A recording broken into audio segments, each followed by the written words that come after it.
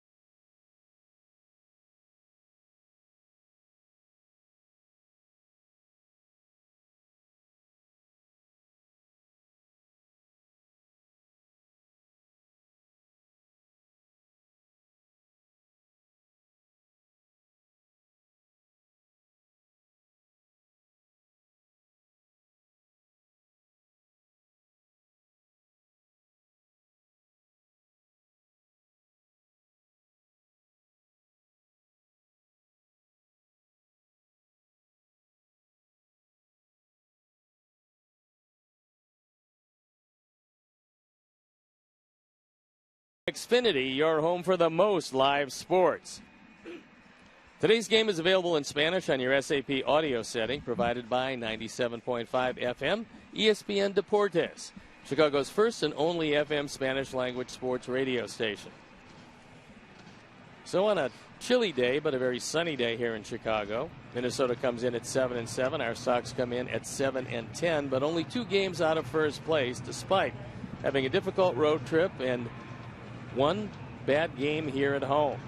So it's up to the offense to start to come to life today. And as you can see, the 1983 uniform sported by everybody, so perhaps that ball club that won by 20 games will help inspire the ball club today. Ron Gardner has seen a massive turnover in his Minnesota Twins. Last couple of years have been pretty disastrous for them as they're trying to find the right combination. And right now there's a few young people, but mostly guys who are not going to be building blocks in that starting lineup today.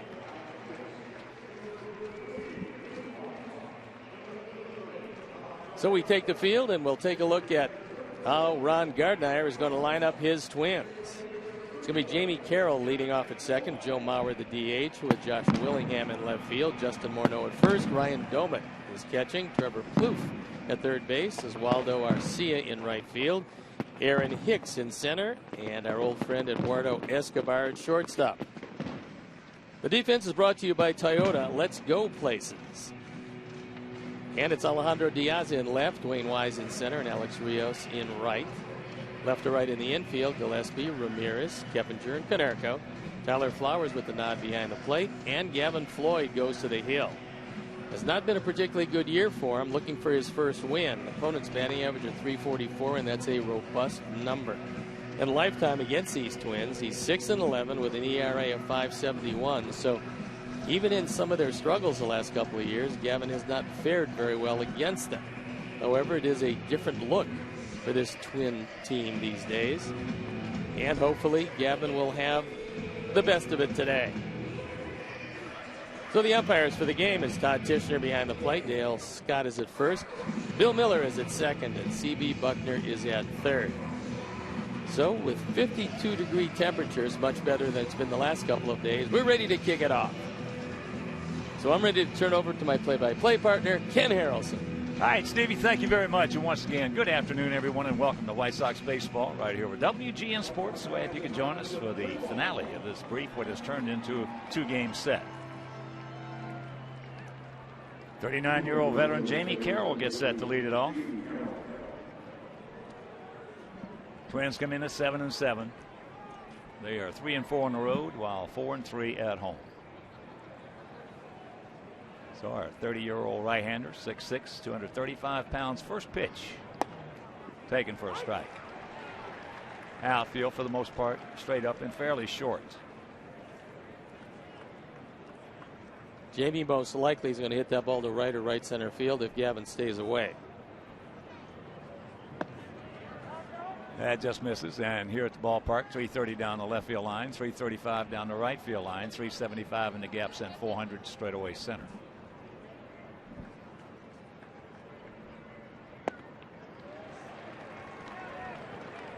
One and two the count. That was a good cutter for Gavin. He's got to establish that early if that curveball is not going to come to him, and he hasn't thrown one yet. So the longer you can keep that one in your pocket, the better off you'll be. It's an outside fastball. Let's see what he does with it. And Carroll just does get a piece of it. Carroll has faced Gavin 22 times, has 8 hits.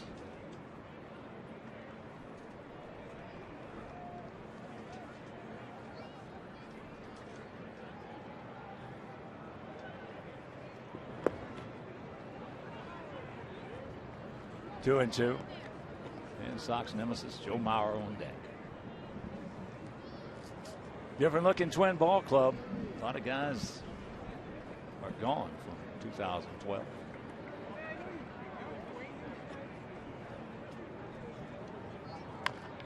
And there's a chopper, 2-hopper. Long peg. Pulls him off, but he puts the tag on, so 1 down.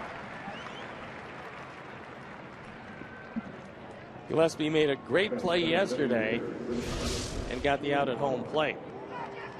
Today going to his right, he's got some time, but he doesn't make a good throw.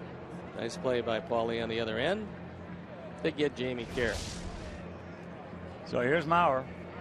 Off to another. Maurer started 393, a couple of homers. He's driven in 7.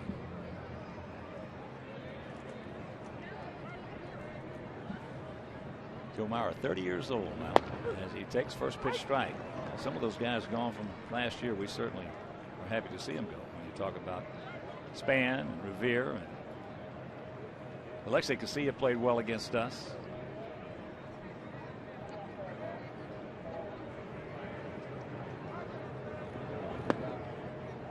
One and one to count. Well, we thought we'd seen the last of Denard Span, only to see him in the outfield in Washington. And he was one of the cogs in that sweep by the Nationals. He was instrumental in 2 of those wins.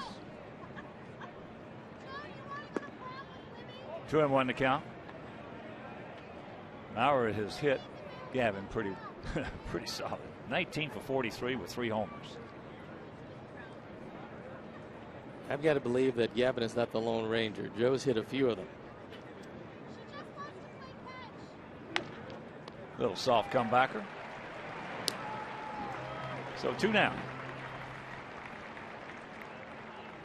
This is a guy who surprised everybody last year with an entire league looking for right-handed power. Lo and behold, the Twins had Willingham, and what a year he had. 260, 35 homers, 110 knocked in.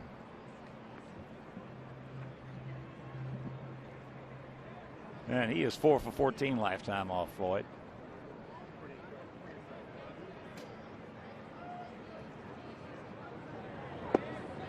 Takes first pitch strike. Diaz very deep and straight away in left field. Everybody pretty much straight up, infield and outfield.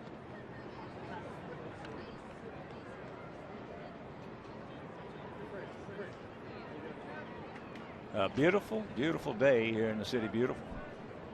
Albeit a little cool, especially in the shade. And there's a curveball for a strike in the count, 1 and 2. That one a good, tight breaking curveball. That's one of the better ones that Gavin's thrown, and hopefully it stays with him today.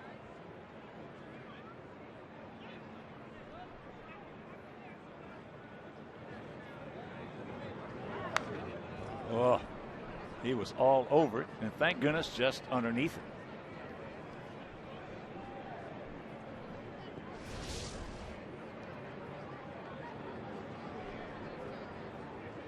This ball out away just enough. Thank And it was another cutter, but he caught a break. Now they're going to bust him inside. He gone. Nice 1-2-3 inning for Gavin after having a play. As their guys nothing, and our guys, well, they're coming to bat.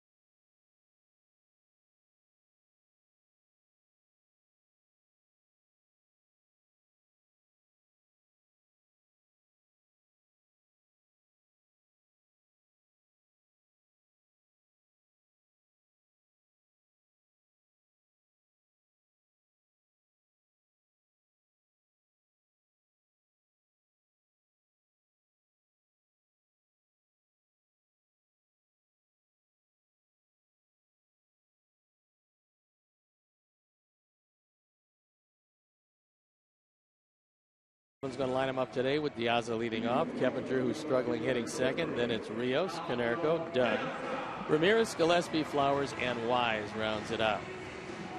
The defense, and now they're going to line up behind Scott Diamond.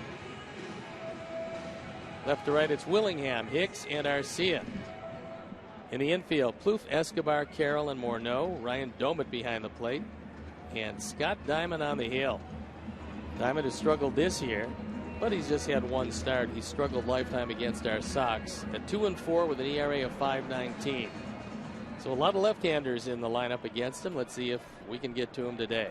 And before we show you our picks to click, you at home select yours. As first pitch misses to Alejandro. Diaza hitting at 227, 4 homers. He's driven in 9, but he is 5 for 11 off Scott Diamond. Sox come in hitting at 235 as a team with a 3.31. Talking about that prior to the game. In the American League, to have a team ER at 3.31 and be 7-10.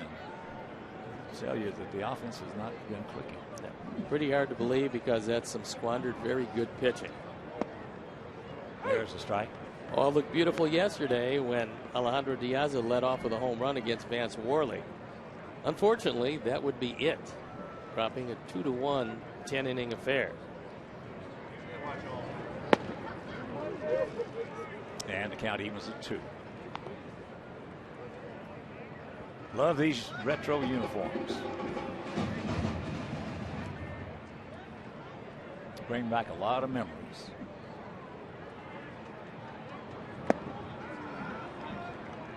One gone. Last year, Scott Diamond was 12-9, the ERA, 3.54 in 27 starts. And this time he keeps the ball down. He keeps it away. It's a fastball, but it acted almost like a slider. And he just completely fooled Diaza. So here's Keppinger. Hitting at 159, no homers. He's driven in 2.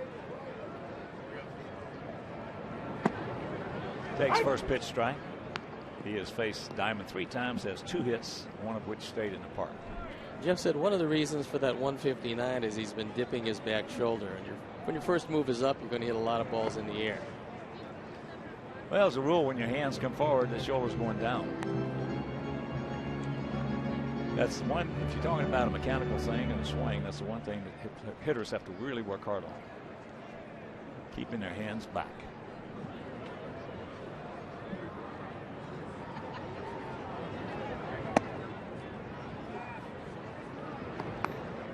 Diamond is not overpowering. He does have 2 different kinds of breaking balls, however. He's got a big, slow breaking curveball, and then a little tighter, a little shorter one to go with it.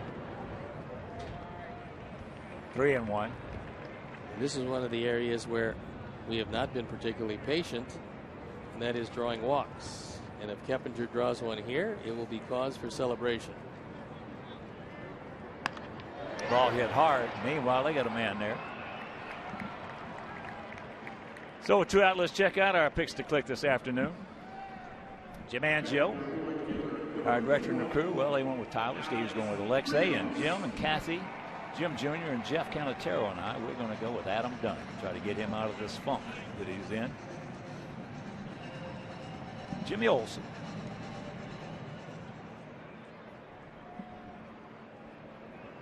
So here's Rios sitting at 328, 5 homers. He's driven in 9. Takes first pitch strike. He has faced Diamond 17 times, has 7 hits, 1 homer.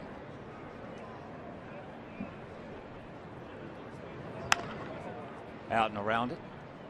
Very quickly, the count 0-2.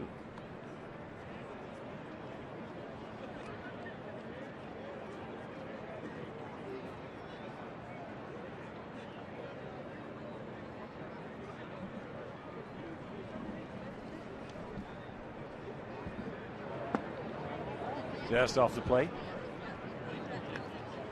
Nice to see Coop back. And I know he's very happy to be back. Hopefully healed and 100% from his battle with diverticulitis.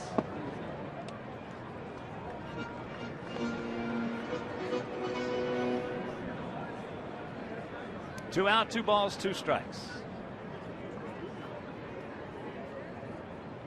There's a Matabatacola. So both pitchers with an easy 1-2-3 first.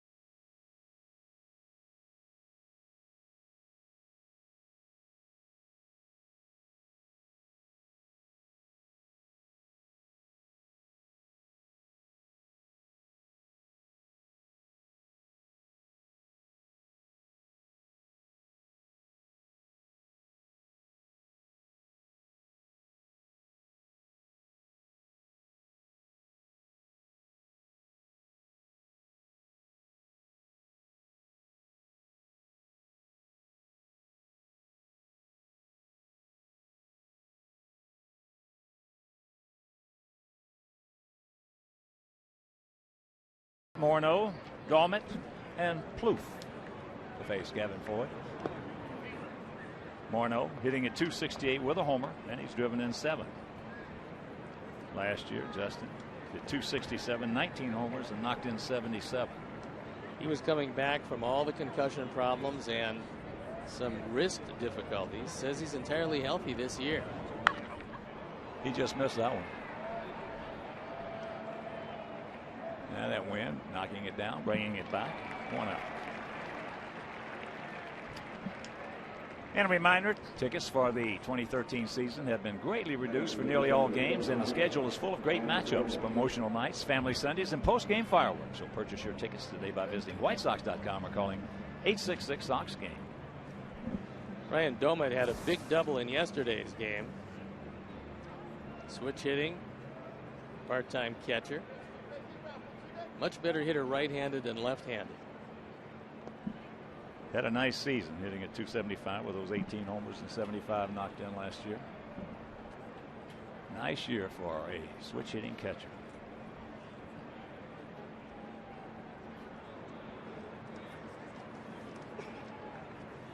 Along with Willingham, another nice pickup by Minnesota. But you got to have some pitching. And that's one of the big problems. Last year, starting pitching was second to last in baseball with a .540 ERA, and they realized they had to do something.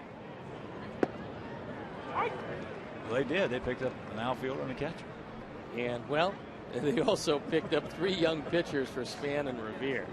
Although Vance Worley might not be the answer, maybe as a 5th starter, but Alex Mayer and Trevor May, the other 2. There are only 2 ways you can acquire pitching that you have to have. You either got to grow them or you got to pay for them. It's a lot better to grow them, a lot more cost effective. Curveball. He gone.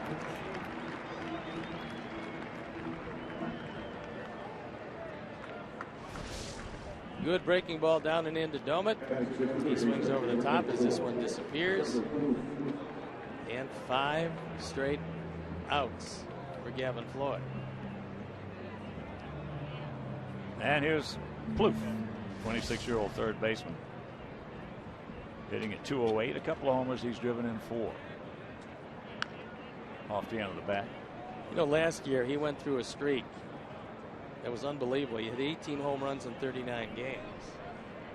But then he had 6 home runs in the other 80 games. And he had a thumb injury. And defensively, he is a little shaky at times, but he does have some power. He's got big power. Stay in here. Paulie. Hey, 6 up, 6 down. Gavin after an inning and a half. No score.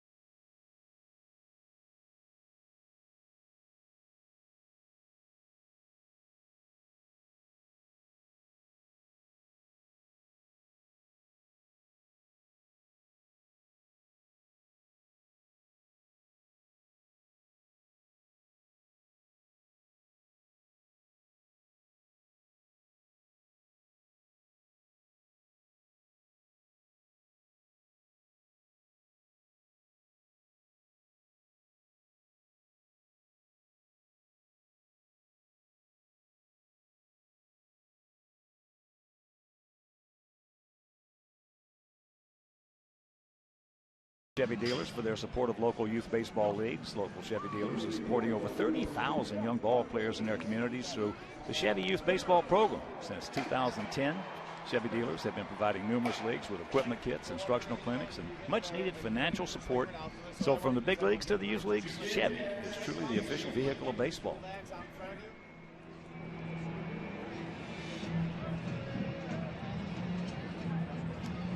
Paulie, Dunn, and Alexei. Paulie at 259, 3 homers, 11 knocked in. He's not had a whole bunch of success against Scott Diamond. 15 at-bats, 3 hits. All of which have stayed in the park. 2-0 the count. I think Diamond is most likely going to stay away from Paul. If he goes in, he's going to go well in off the plate inside. I don't think he wants him to hit the ball middle in at all.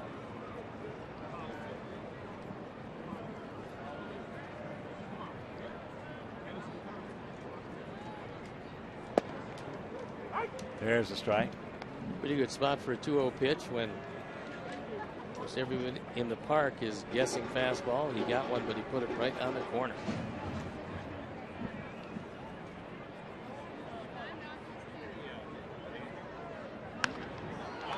And that ball into right center field. So Arcia. Oswaldo makes the catch, out number 1. They got Arcia as a free agent out of Venezuela. And he gets an opportunity now to show them what he can do. Very young, 21 years old. So here's Adam. Adam's been scuffling. As a matter of fact, between Keppinger and Dunn combined, they are 1 for their last 58. That's not good. Paulie, talking about Adams, said he's not the kind of guy that will press at this point. So hopefully he can find what he did find last year when he had a good year. Checks it up. Now he's got a 2-0 count.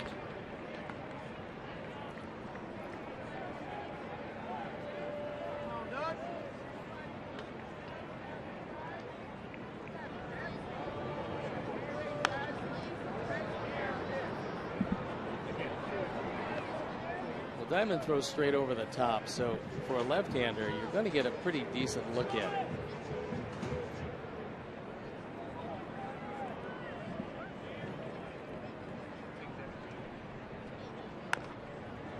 And that's out and around that one, so 2-2. Yeah, for a left-handed hitter, he's what you call, for the most part, a true left-handed deliverer. Yeah, a lot of those guys that are side wheelers. Well, when Chris Sale's at his best, left-handers might as well go home.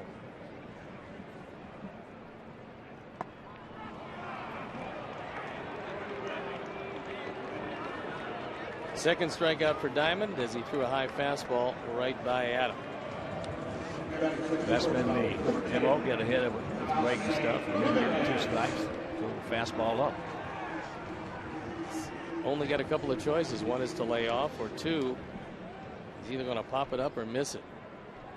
Here's Alexei hitting at .322, a homer. He's driven in 3.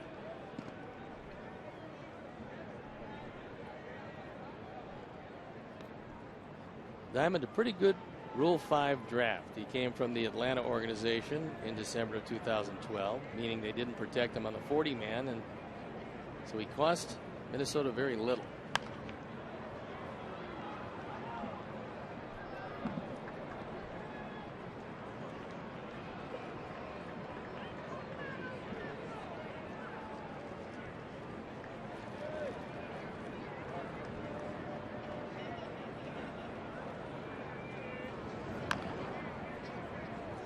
One and 2 to count while we have a moment. A big White Sox hello and hope you're feeling better to Jim Landis, the Blade, former Sox center fielder and a teammate of mine. A little bit under the weather.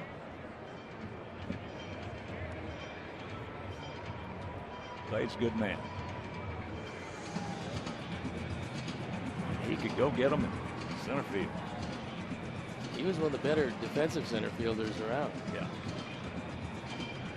Yes, he was. Great teammate.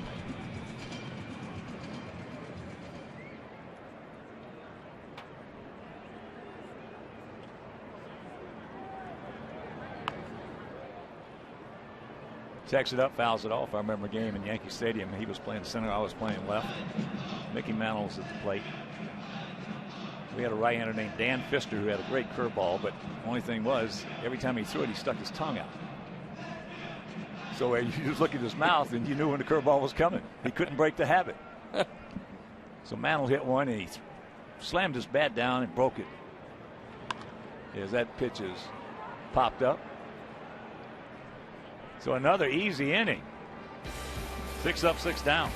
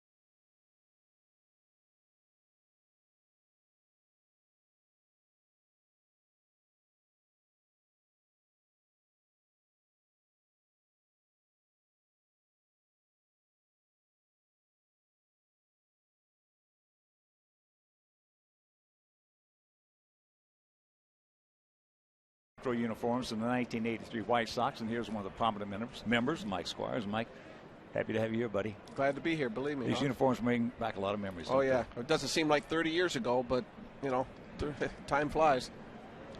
Well, we had a shot of you in the opening there. You were putting up the pennant-winning flag or division-winning flag on top of the roof at Old Comiskey Park. That had to be a little hairy. Yeah, it was. It was quite windy that day, and I'm not so certain Tony didn't want me to get blown off. I don't know, but it was an honor. There it is, right there. Did they had to tack you down up there? You know, as a matter of fact, they wouldn't let me hoist it. They moved me back. Oswaldo Arcia fouls the first pitch off. Well, I said it many times. You know, you guys started off 16-24 that year. Wound up winning 99 ball games, won the division by 20. And to this day, I never played on a team or have ever been associated with a team that had better chemistry than that ball club had. No, we sure did. We had a great time, and I give all that credit to Tony La Russa. That was a situation that's out number one. There was a situation that you had three pitchers in the second half. I believe went 42-5. Yeah, you're not going to have that. You're not going to see that again. No, they were competing against each other in a team way, and they just matched each other very well. And you know, we get to the ballpark, we knew we were going to win, and whoever was pitching was going to be the fortunate person that day. What did it feel like, Spanky, at that point? You guys were scuffling along a little bit, doing okay, but all of a sudden you just caught fire. And is that the greatest feeling you could possibly have on a baseball team? No, there's no doubt. I mean, early in the season, we weren't very good, or we weren't playing very well, and it was tough to go to the ballpark and trying to get things going. But when we put it all together, it was just, I couldn't wait to get to the ballpark, especially when we got close to clinching. I couldn't wait to get there and get that feeling about winning. Well, the final piece of the puzzle that year was Julio Cruz. No doubt. He added a spark to us, and I remember the night he showed up to the clubhouse. He got here late, probably about the third or fourth inning, and so a couple of us went in there to greet him, and he actually made the comment, "We got a special night going here?" And we said, "What do you mean?" He says, "Well, there's so many people in the stands." And I said, "Well, welcome to the big leagues, pal. You're not in Seattle anymore." That's right. Man, for all you youngsters out there, Mike Squires was a terrific first baseman, left-handed hitter, and was a good clutch hitter, a good 7th, 8th, and 9th inning type hitter, would knock in a big run for you. And he also caught in the game. I did. Caught in 2 games in 1980. Just because when it all came about, they didn't want to have to carry 3 catchers. So they asked me if I'd done it before, and no. But in the backyard growing up, I was always the catcher because they wouldn't let me pitch. So that's how that came about. If you have good hands, it really doesn't matter which arm you throw with. Well, and I've said this many times before, I don't see why a left-hander can't catch. I really believe a left-hander can catch at any level. Well, I think what Steve says is true. The hands you had, you could play anywhere. Well, you know, I mean, Tony, again, threw me out there at third base a few times, and that seemed to work out pretty good, too. Yeah. So, you know, I'm fortunate. Is there one particular moment or one particular defining game or day for you in that season? In 83? Yeah. You know, probably, I think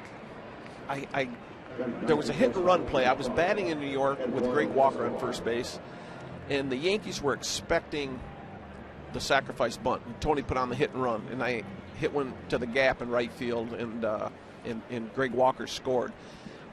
I remember that like I actually did something offensively.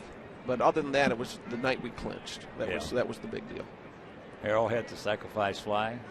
You know, that was the team that, for some of you who, as pitch is fouled off by Escobar, there was a team that, especially after a loss, you know, a tough loss, sometimes you had 6 or 7 guys that would stay there at 2, 3, 4 o'clock in the morning just talking baseball. Yeah, we did that a lot. I remember one night in Cleveland, a few guys stayed the whole night because we had a day game. They were playing cards, but they just spent the night there.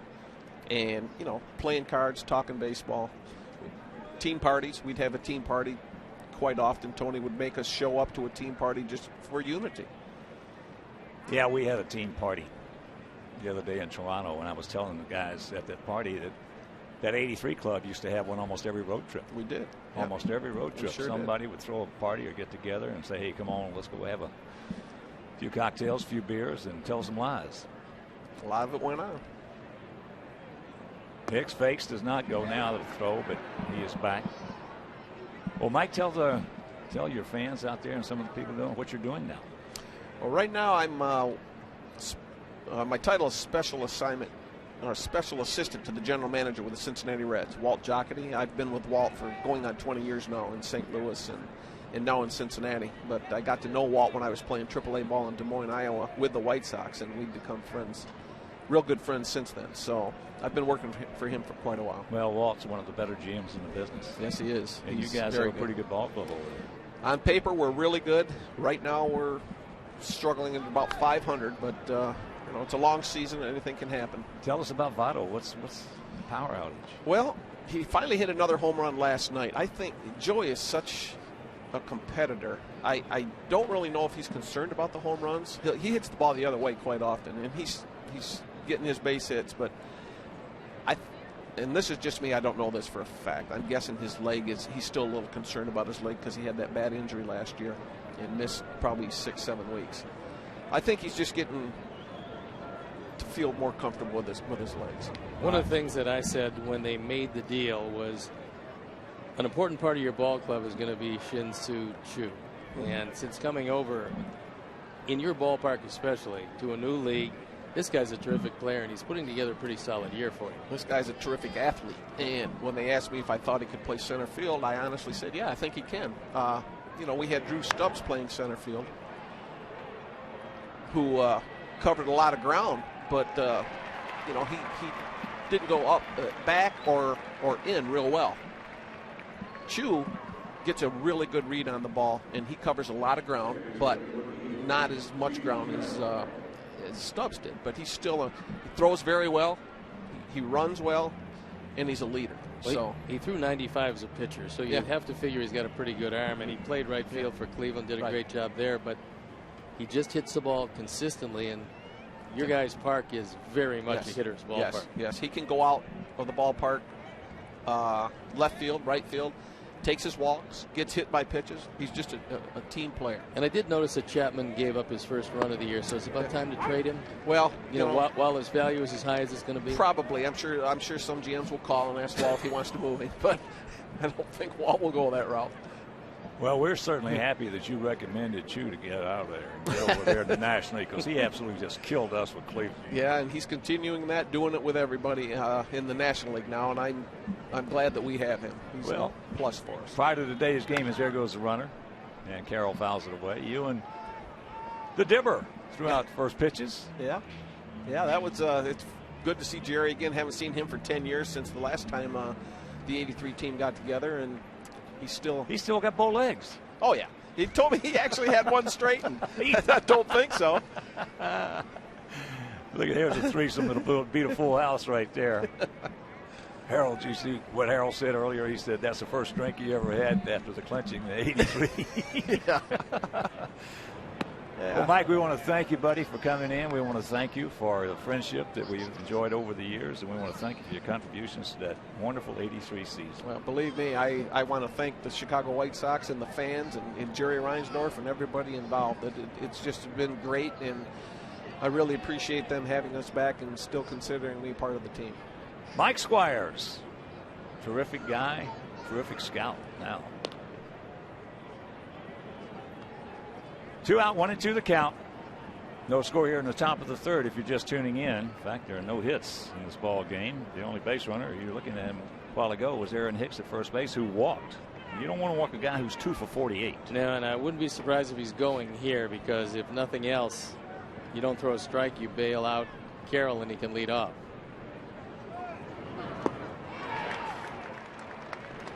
He gone, and that'll do it. After 2.5, still nada.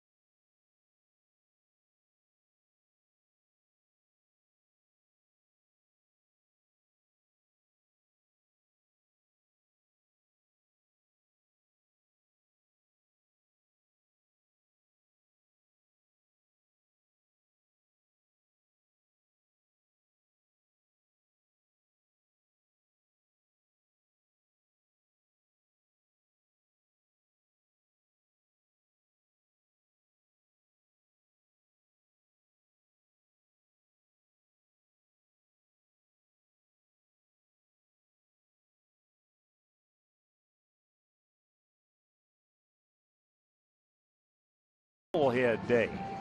That's Saturday.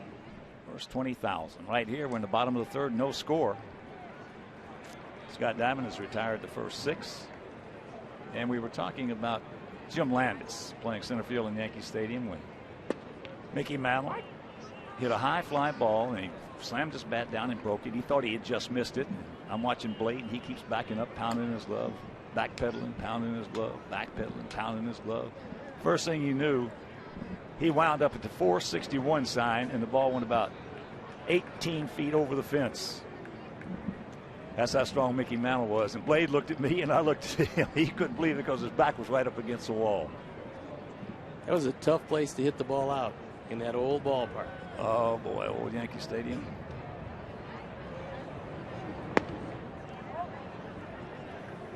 Two and one to count to Gillespie.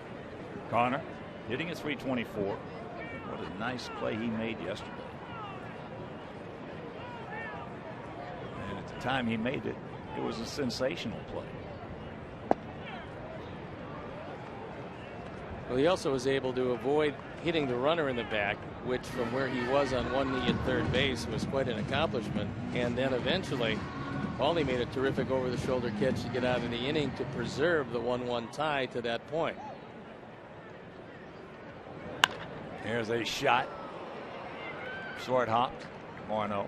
So another hang woof'em for Gillespie. You know, the first year with these Twins at Target Field, they went 53 and 28, which happened to be the league's best. And they were pretty much together. And then they started to shed salary and free agents. And then in 11, they went 33 and 48. And last year, they went 51 and 50, both at home and both the league's worst at home. So somewhere or another, they're going to have to figure out a way to recapture what they did in 2010 and take advantage of their home cooking. There's a foul ball. So Tyler Flowers hitting at 217, 3 homers. He's driven in 7, 2 for 11 lifetime off Diamond. Well, the Twins, 10, 12 years ago, if the Twins had spent some money, they may have won. They may have won 3 or 4 world championships. There is no doubt.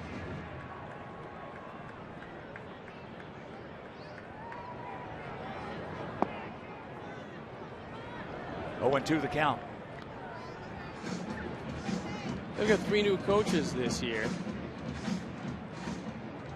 And so we welcome Tom Brunansky as a hitting coach. And that's going to be pretty good because he's a former Twin, a very popular member of those very good Twins teams. Bruno's a terrific guy, a terrific teammate. And Bobby Cuellar is here as an assistant pitching coach. 2 and 2 the count.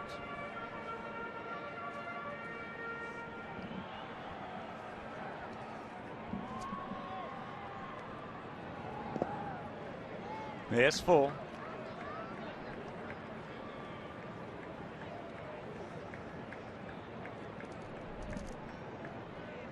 Third new coach is Terry Steinbach, who those of you who followed the Twins know was a terrific catcher for the Twins. Has a slow roller, and that's going to be a base hit. Loof.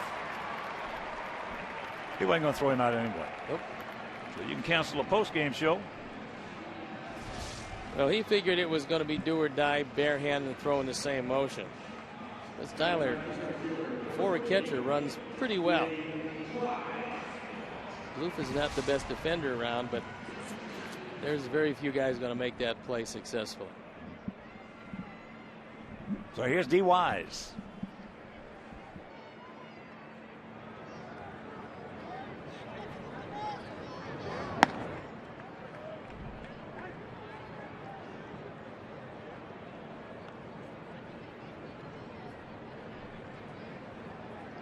You know, Sox put Diane Biciedo on the disabled list, Hawk. How long do you think normally an oblique would take, or is it really just a matter of the individual and maybe the fact Viciedo swings so hard.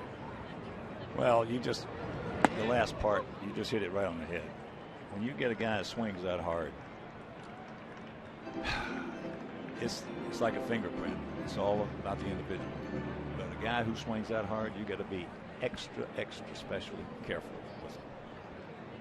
So you'd have to figure at the earliest 3 weeks and maybe as much as 5 weeks or 6 weeks. It could run out that long, sure. It could run out that long.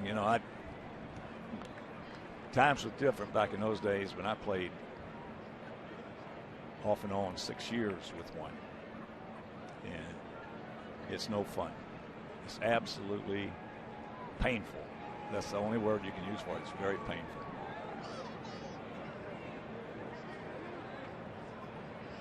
I was hoping it was just a pull muscle on that side right there, as we discussed when it happened.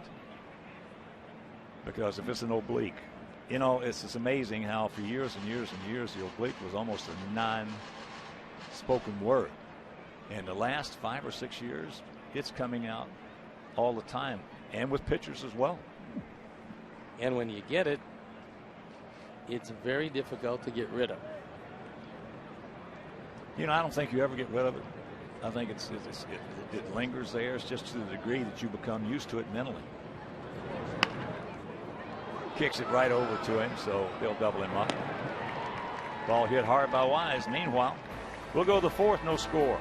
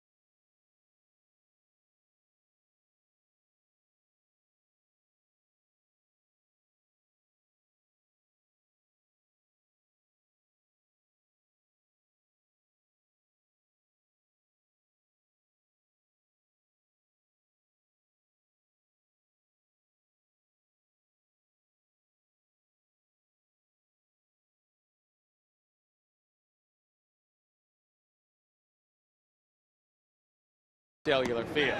Pitched 19 innings, walked only 7 with 18 strikeouts, and got a no decision. A brilliant performance yesterday. The Xfinity Home brought to you by Xfinity Home. Get peace of mind with Xfinity Home, the total home security and home control solution that keeps you more connected to what matters most.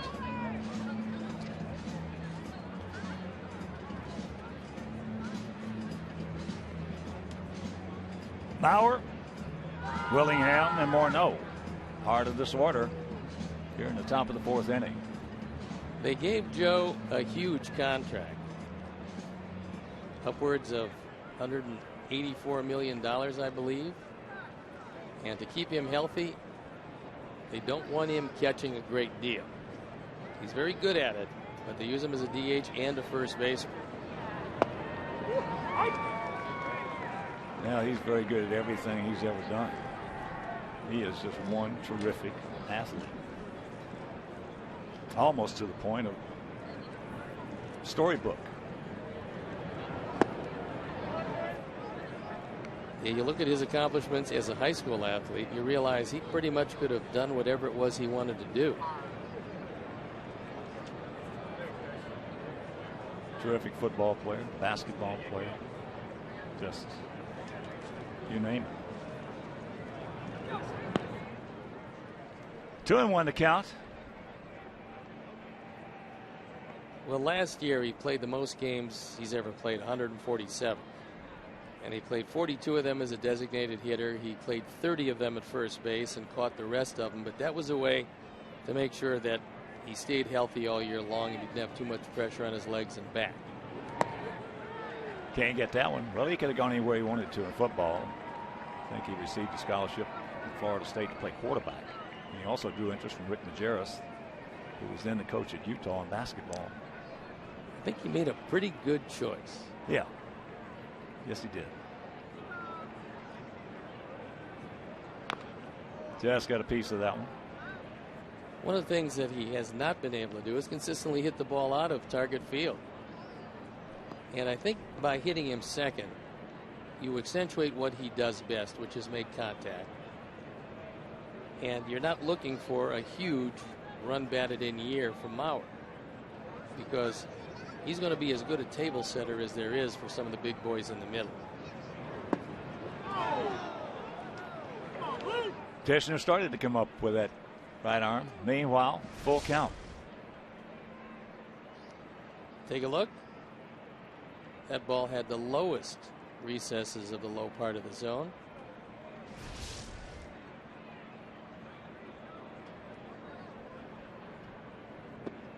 He gone. Good hook right there. Fifth strikeout for Gavin Floyd, who's brought his very good stuff to the ballpark with him this afternoon. This is as good as we've seen Gavin, not only all spring, but all season.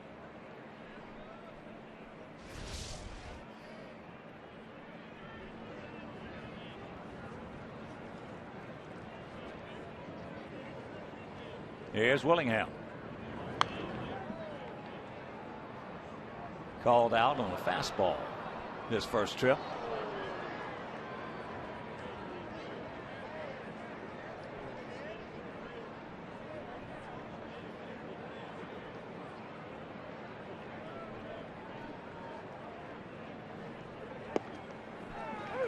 Oh, and 2. What do you think it's going to mean to have Terry Ryan back in the chair of the general manager of this ball club, and not to denigrate Billy Smith? Well, you know, that's one of the things that you and I both don't like about any situation like that. When you talk good about an incoming guy, that means you're talking bad about the outgoing guy, and that's not the case at all.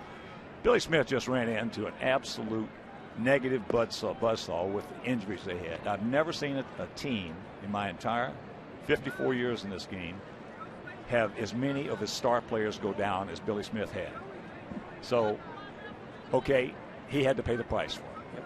Terry Ryan comes back. There's no doubt about what Terry Ryan can do. And you notice he kept Billy Smith.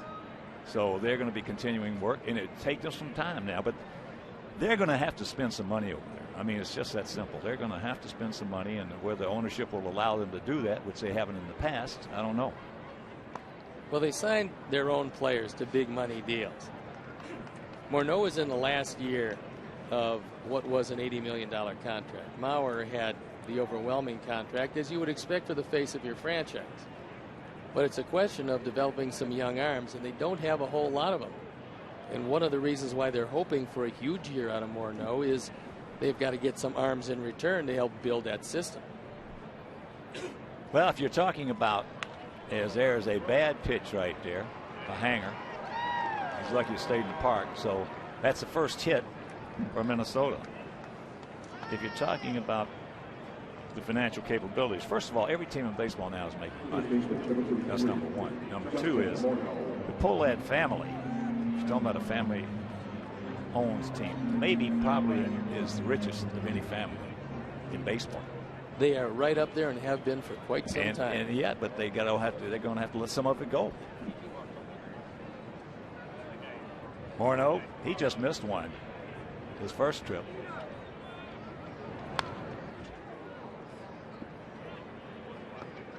Yeah, they've got some excellent guys at the top. Terry Ryan, Billy Smith, you're talking about Tom Kelly. Jim Rance has been there and done a wonderful job all those years. He just retired, so it's a new era for them. Yeah, but he still is going to be a consultant, I'm sure. I think he spent 52 years with the Twins organization, which is certainly something to be proud of. Yeah.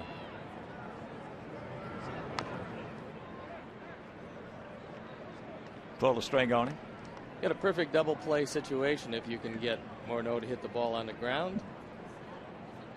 Lexi is playing pretty much up the middle. Willingham doesn't have great speed.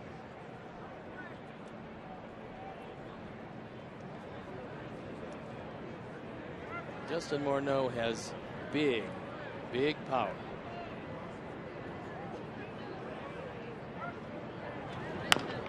Take your time. Attaboy. Rack him up. And that'll do it. Stevie just right on cue. No score after 3.5.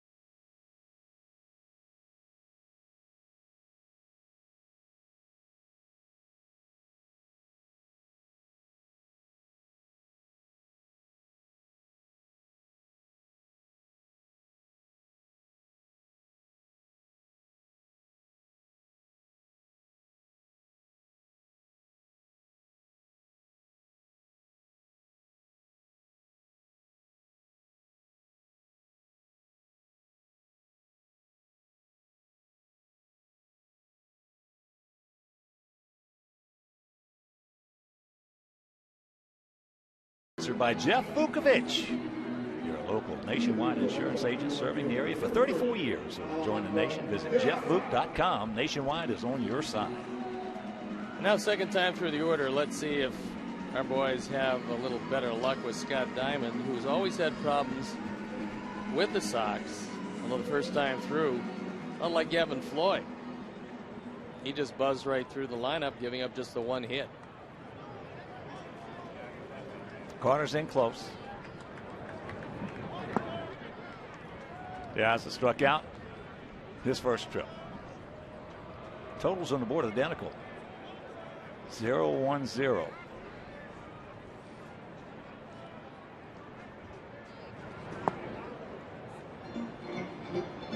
One and one to count. Alejandro doesn't drag the ball with him too often. When he bunts for a base hit, he bunts to third. But with a left-hander on the mound who falls off the mound to the third base side, all you got to do is drag the ball by him, right at Carroll at second. You got yourself a base hit. That ball's hit well into left field. Willingham can't get it. Misjudged it off the end of his glove. And I would hope that Bob Rosenberg would give him a double on that one, because although he started in, that ball accelerated over his head, and it is a two-base hit. So Diaz hits the ball pretty hard. One false step on the part of Willingham, and it cost him a double. He gets turned around, the ball slicing, always slices toward the line off the bat, whether it's a left or right-hander, and Willingham just missed it.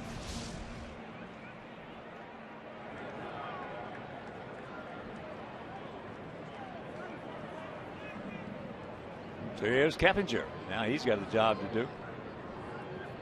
He lined out hard to Willingham his first trip.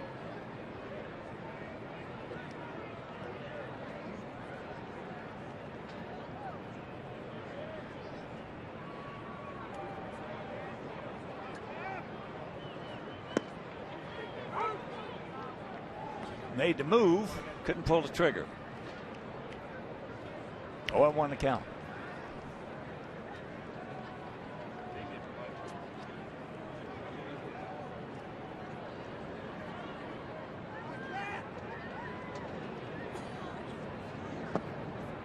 Made the move again. Laid off of it. Good. Doesn't make the move. Looks like he's trying to take it to the right side.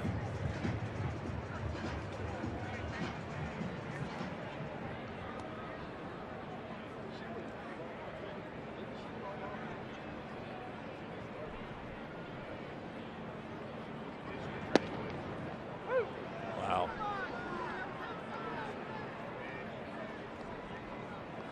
Boy, he made a nasty pitch on him right there. Well, here's a pitch to take to the right side.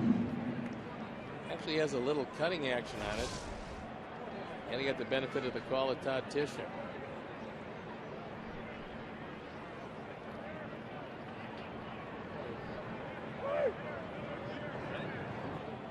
Time is called by Keppinger, given by Tichenor.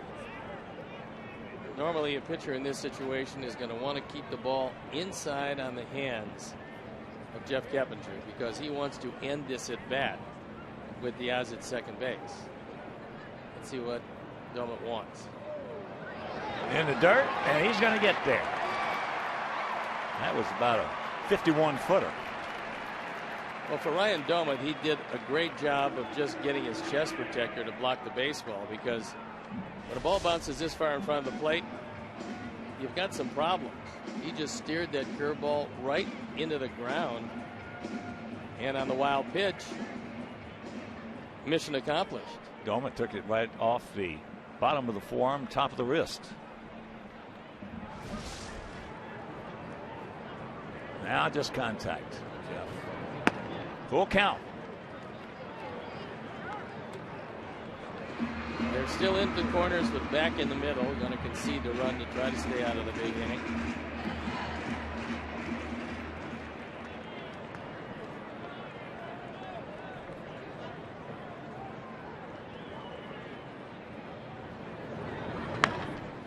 Ground ball, that's in the hole. That'll get the run across. And the Sox lead it 1-0.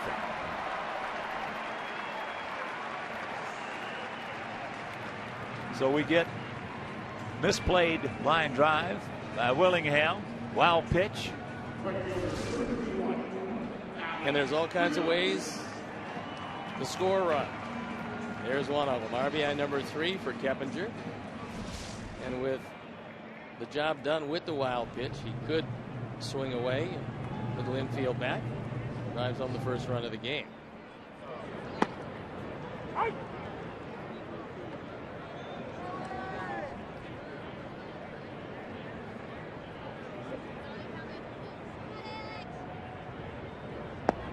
Checks it up. He did not go.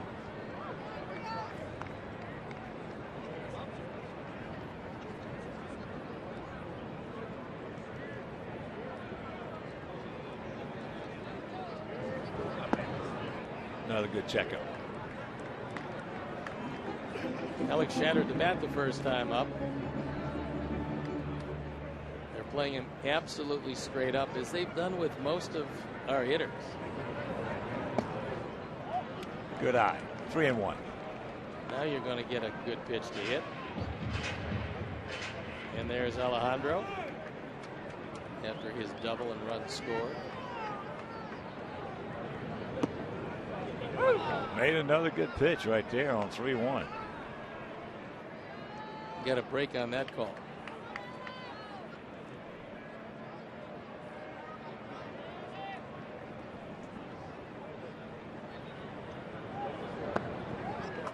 And there's ball 4.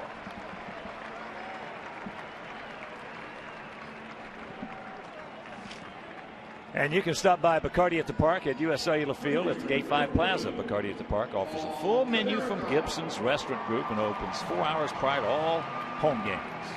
Bacardi at the Park, grab your friends and give them a visit.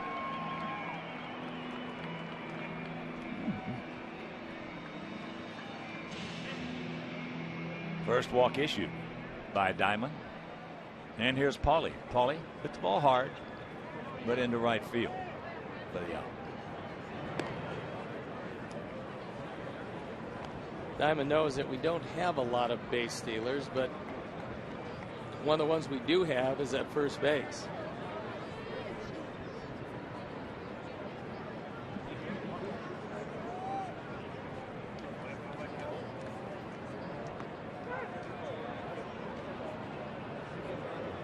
Dishner calls the strike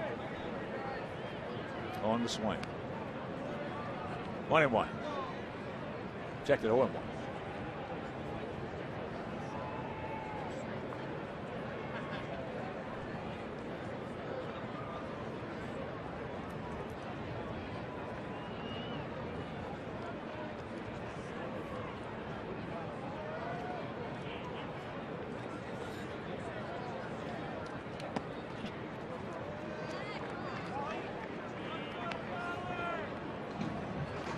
One thing that Brent Gardner was a little worried about was the control of Diamond, because with the rainouts they've had, and they've had 3 of them this last week, he hasn't been to the mound in 8 days. First time through the lineup, control was not a factor. Alex, just a short lead over there.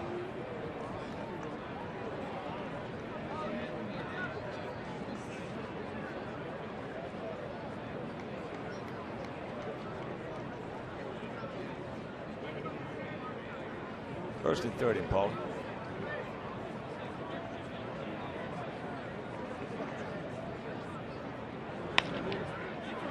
There's the base hit.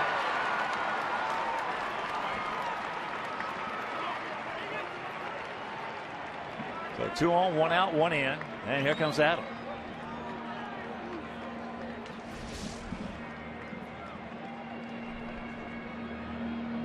That's the tight curveball. He tries to keep it away. Throws it a little harder than his big breaking curveball, and Wally rifles it by Bluth. And well, we have a moment. Big White Sox hello to Jim Genovese. Valparaiso. Genovese. Big Sox fan.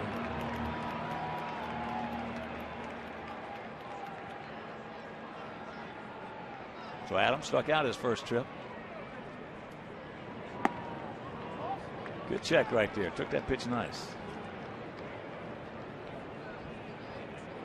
Most likely Alex is going to test any one of these outfielders for the Twins.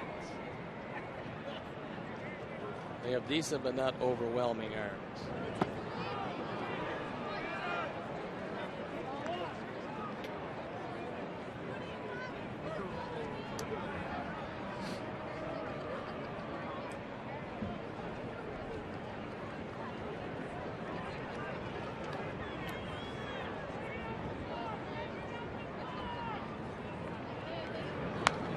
Oh, big rip right there. Just a little up for him. But he's down in the count 1 and 2. And let's check out our run expectancy in this situation. Boy, that 50% seems a lot high to me. Well, that's the one area offensively, apparently, where we're above league average, because we've got a few offensively where we're well below league average. There he goes, and there he's out. But we get on the board. We go to the 5th, leading 1-0.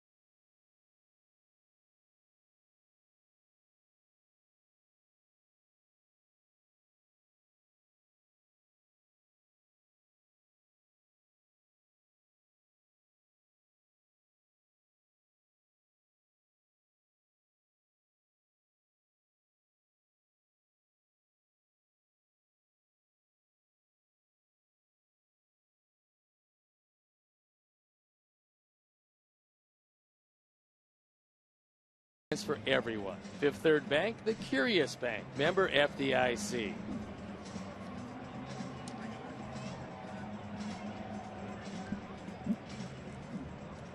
Dahlman, Plouffe, Arcia. Run on 3 hits, no errors for us. No runs, 1 hit, no errors for them.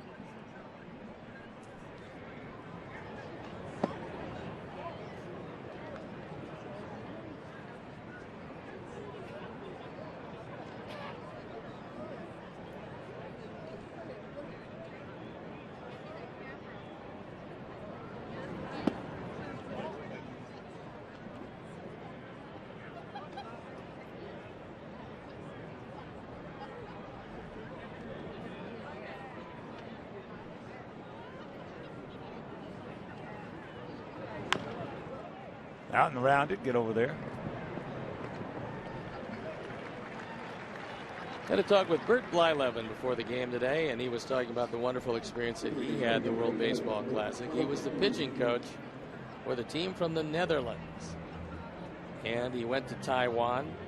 They went to Japan, came back here to Arizona, then going to San Francisco. And he said the type of camaraderie and the feeling when they beat the Cubans twice to send the Cubans home and they went on, he said, is something that he'll never forget. There's a look at the Dutchman and Dick Bremer. Bert Blyleven, the Hall of Famer, and justifiably so.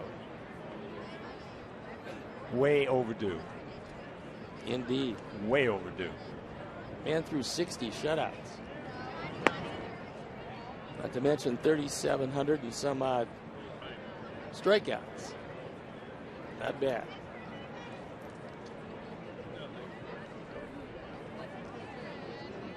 Outfield straight up.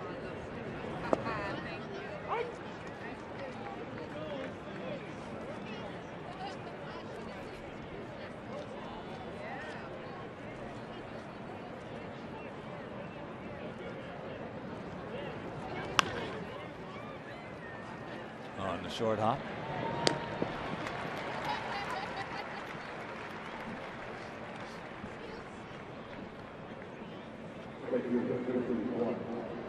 There's a Sports Depot, and you can pick up anything you want as far as the White Sox are concerned. They're the throwback uniforms, the beautiful uniforms from 1983. Of course, who can live without that foam finger?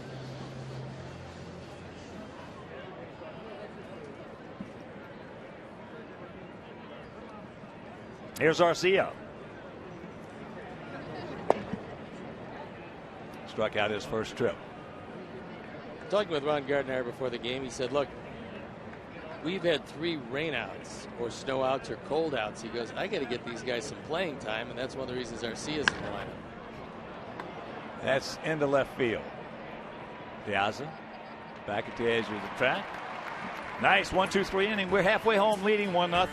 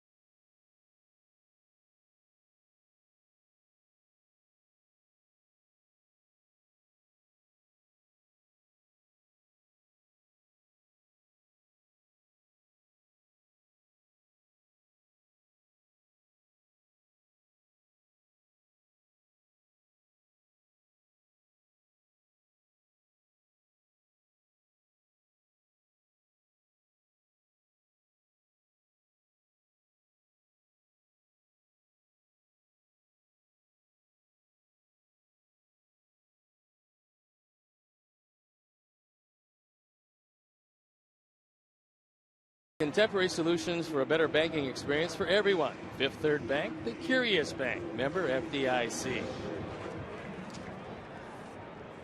Ramirez, Gillespie, Tyler, Flowers here in the bottom of the fifth inning. Our guys lead it 1-0. Alexei popped up the second his first trip.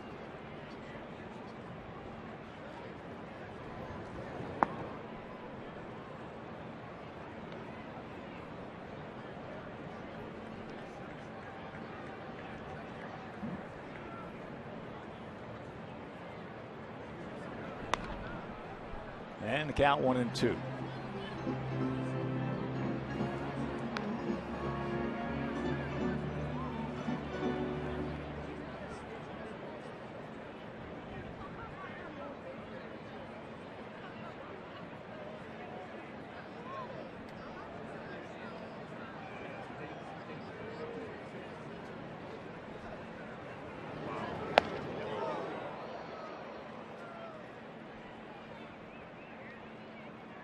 It's a good way to keep a hitter loose and to establish that inside part of the plate. Throwing up under his chin.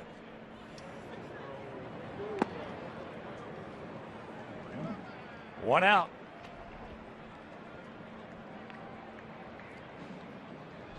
Fourth strikeout for Diamond. And a reminder, Sox fans, join us on Monday, May 12th at 7:05 as our Sox take on the Angels. First 10,000 ladies ages 14 and over will receive a White Sox Mother's Day tote presented by Lumber Liquidators. Lumber Liquidators, where you can get the best deal on a new hardwood floor. So, WhiteSox.com or 866-SOX-GAME. First pitch strike to Gillespie, who hit the ball real hard. Down to Morneau. There's a young lady certainly enjoying the day. The sun splashed afternoon here. 54 degrees. Yeah, temperature has gone up dramatically from 52 to 54. Well, I was checking my weather. A car driving in, they said it was going to be high of 54 today. They're pretty accurate. I don't think it's getting too much warmer.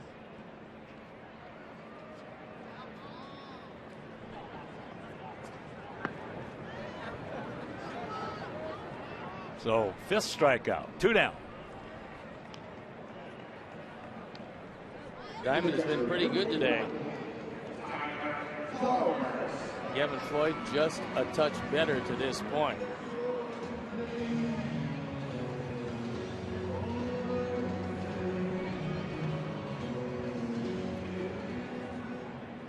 Tyler had a swinging bunt right down the third baseline. Takes first pitch strike.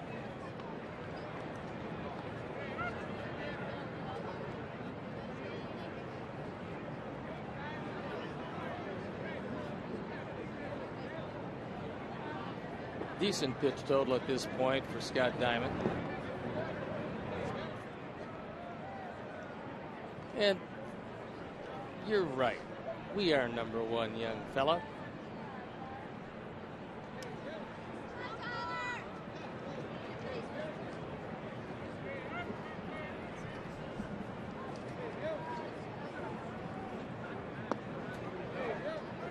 Two and 1 to count. Tyler would prefer one if he could. Middle out.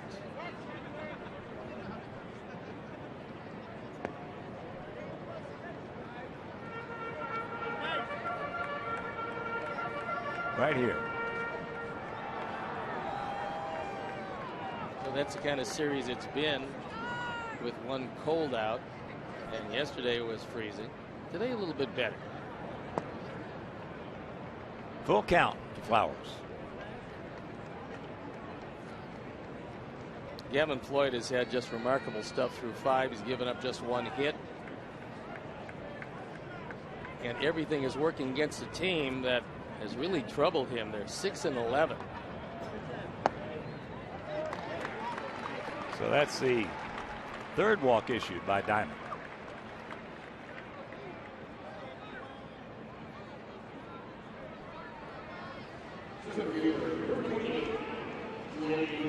Second walk. Check that.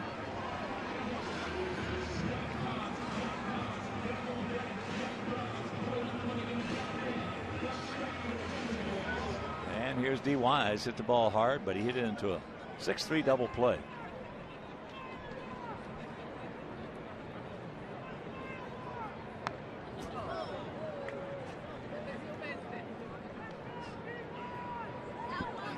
Checking a couple of the scores for you. Kansas City leading Boston 4-2. Bottom of the 6th at Fenway. Top of the 5th in Houston. Cleveland and the Astros tied at 2. Cleveland destroyed them yesterday. 19-6. 0-2 the count to Wise. After 6 up at the Rogers Center in Toronto. Blue Jays leading the Yankees 6-4.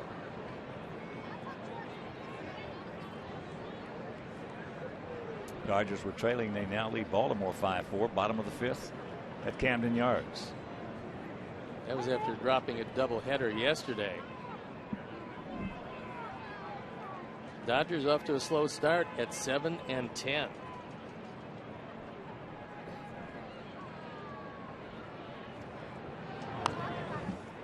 Had a good pitch to hit, made a good pass at it, and just underneath it. One of the real surprise teams in all of baseball, the Colorado Rockies, dominating the West to this point, 2.5 games in front of the Giants, and winners of 8 in a row and 8-0 at home in Denver. 13-4 overall. Nice start. Once again, the 0-2. Slowly hit. They're going to get the man at first, and just do get him. That'll retire the side. We'll go to the 6th, leading 1-0.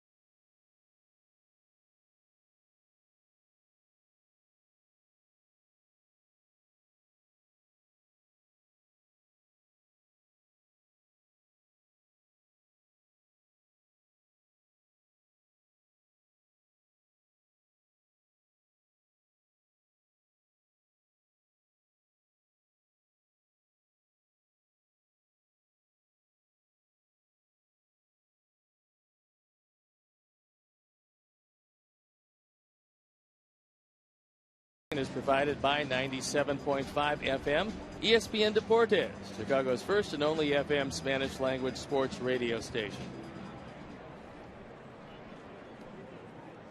Hicks, Escobar, and Carroll here in the top of the 6th inning. 1-3-0 for us, 0-1-0 for them. Aaron Hicks walked, the only walk issued by Gavin.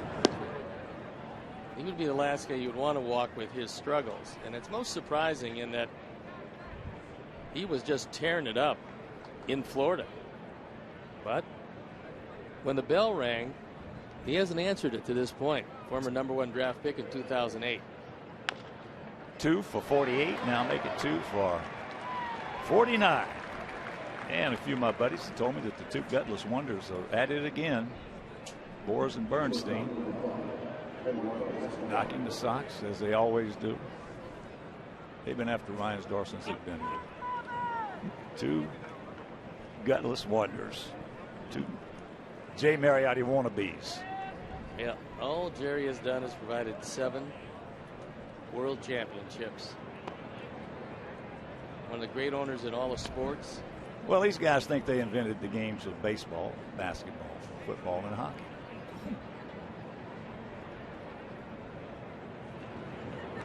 They can be negative. They can find something negative in anything.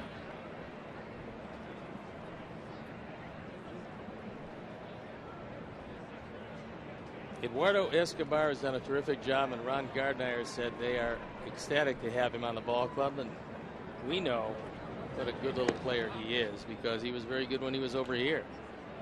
But part of the price of getting Francisco Liriano was to part with Escobar. He was off to a great start, and Gardy loves the fact that he can put him anywhere, and he gets a good job from it. He's a good little player. A good little player. Sorry we had to give him up. And for Minnesota, what's always been important to them is having a good clubhouse guy, and Escobar is one of those. Well, he wanted to stay here. The day we traded him, he cried. And good speed aboard. Better get to it.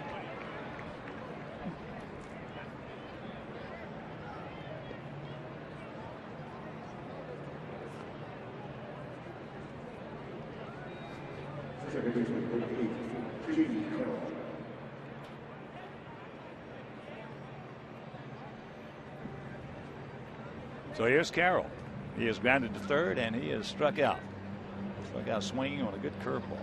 Jimmy Carroll is one of those guys. There's not too many that you can put on the hit and run, and you can be pretty sure that he'll make some contact.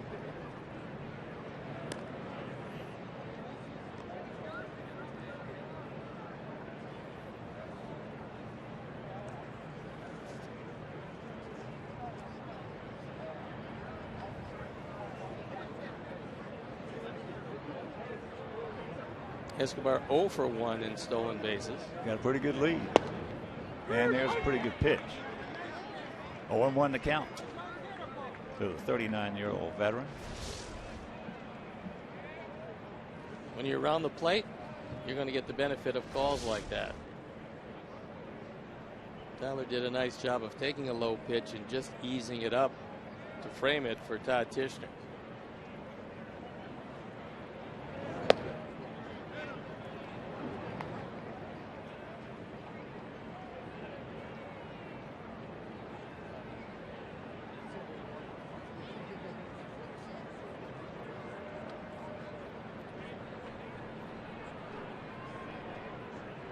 One out, 1-1 to count.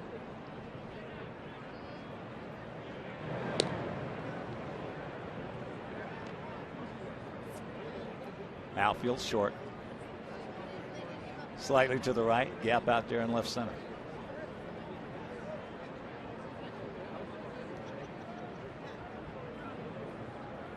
Another good lead by Escobar. Had him off balance right there. Pulled the string on it. Nice pitch. Usually you don't want to change speeds to a guy like Carroll. But he got it in a pretty good spot there, Stevie. Yeah, that was a straight change. And for a good straight change, you have to keep the same release point and keep the same arm velocity. If you can do that, you're going to get a lot of people. And there's a base hit. Just pokes it out there. So they were playing in short, and Escobar's got to hold it second.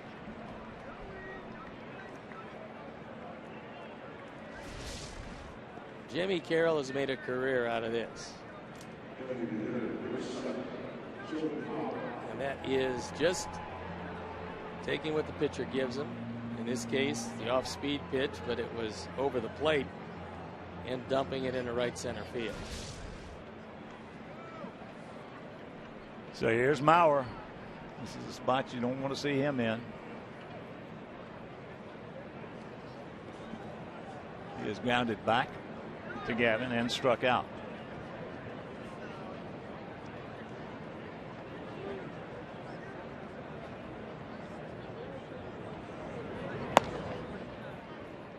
Takes it up high. You just have to hope in this situation he hits it at somebody. Well, last year, year before, he did ground into a lot of double plays because for him being a catcher, he's got good speed but not great speed, but he hits the ball real hard. If he does hit it at somebody, it will be two.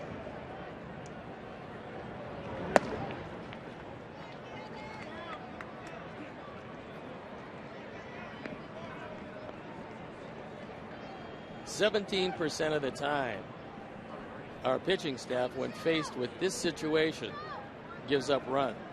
That's well below league average. However, it doesn't include facing one of the league's best.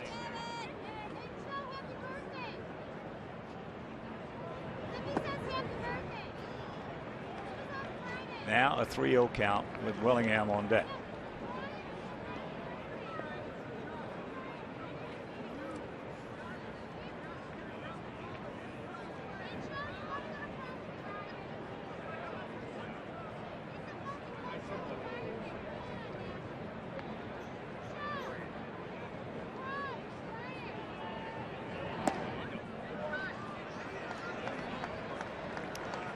Sacks packed with Twins, and here comes Coop.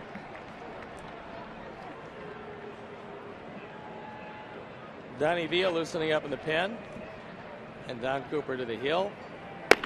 He's going to go over along with Tyler Flowers what they said in the pregame meeting about how to retire Willingham. Get Gavin concentrating again. He was rolling right along, then gave up consecutive hits to Escobar and Carroll, and then the 4-pitch walk to Mauer.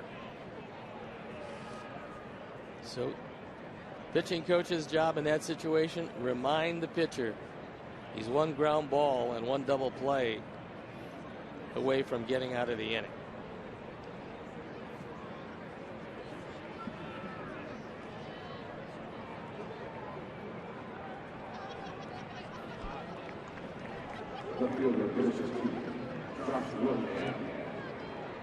Surprisingly, Willingham has not grounded into a double play this year.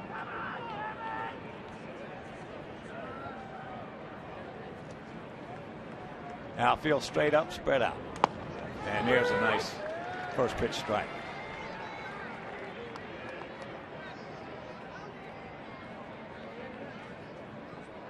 With the bases loaded, he's been pretty good.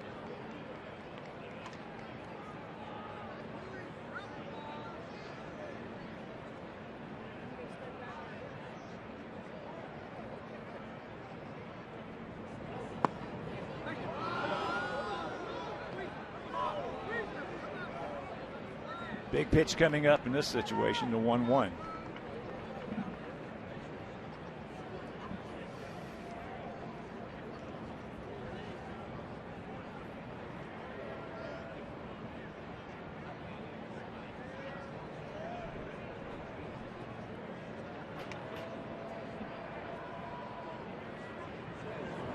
Whoa.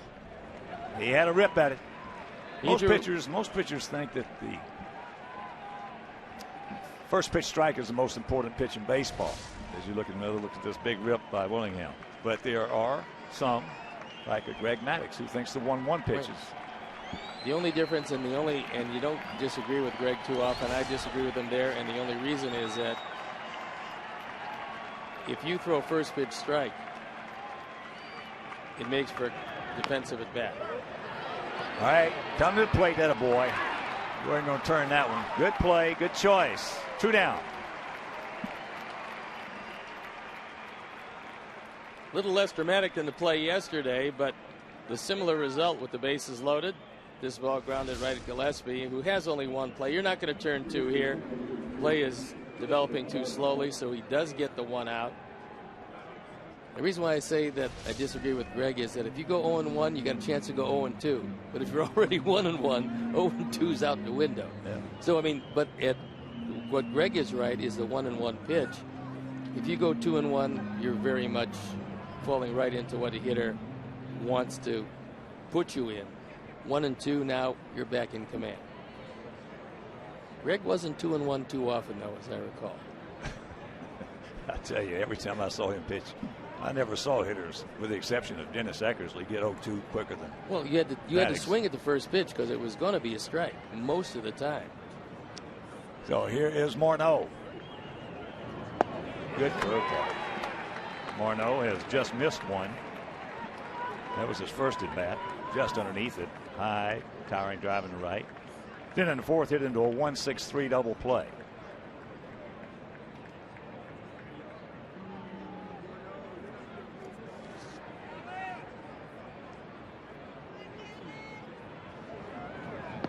Got the backdoor in there, and the count evens at 1.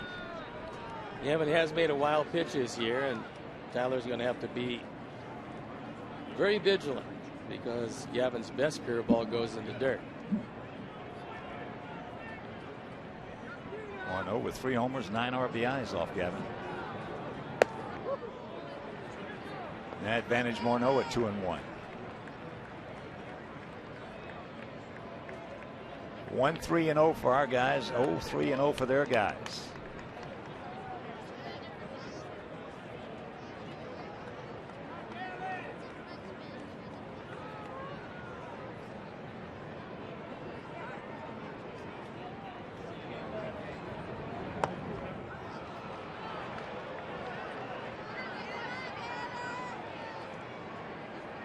Bases loaded, 2 out, 3-1 the count.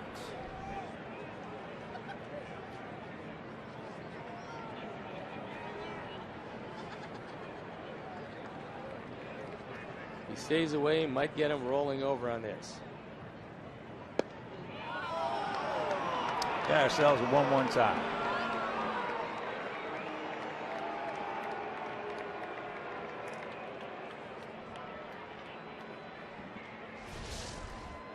Tyler Flowers wants his low and away, and Gavin misses low and in, and usually when a catcher has to go that far with a pitch that misses a spot by that much, you're not going to get the benefit of that call. Here's Dolman, a strikeout, and he bounced out 3-1. Could not pull the trigger on that 91-mile-an-hour fastball.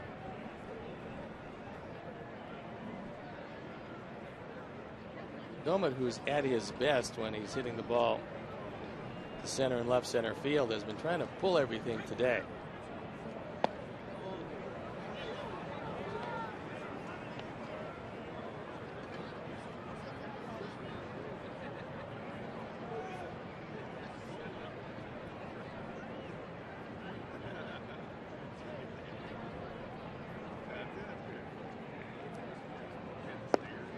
Big hack at the hook.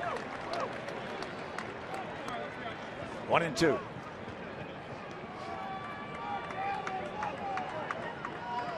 Matt Lindstrom now getting loosened up. He's joined Donnie Beal in the pen.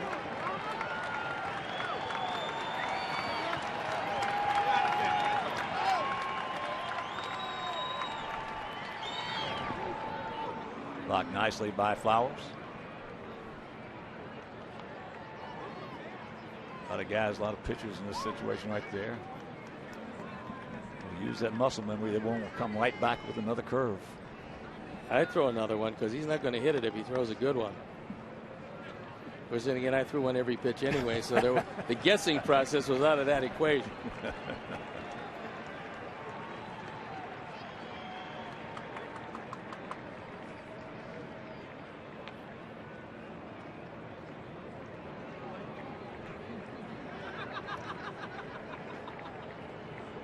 The 2-2. Now the hook. Just got a piece up.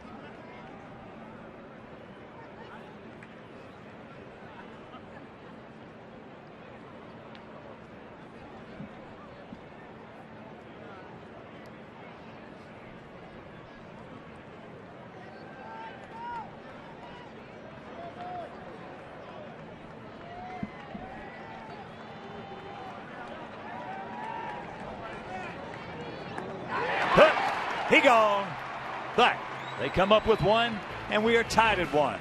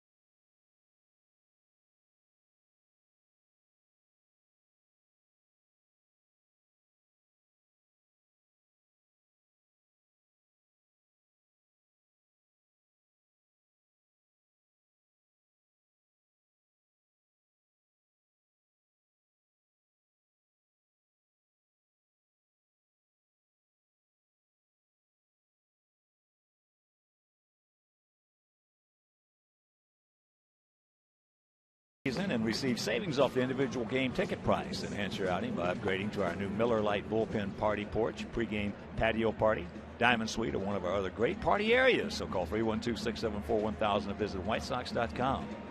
That's the Bertucci boys' domain. Bobby, Bruno, and Handsome Anthony. Top of the order here in the bottom of the 6th. Come on, guys, we need some runs. Let's get out of this funk. Yeah, third time through the order.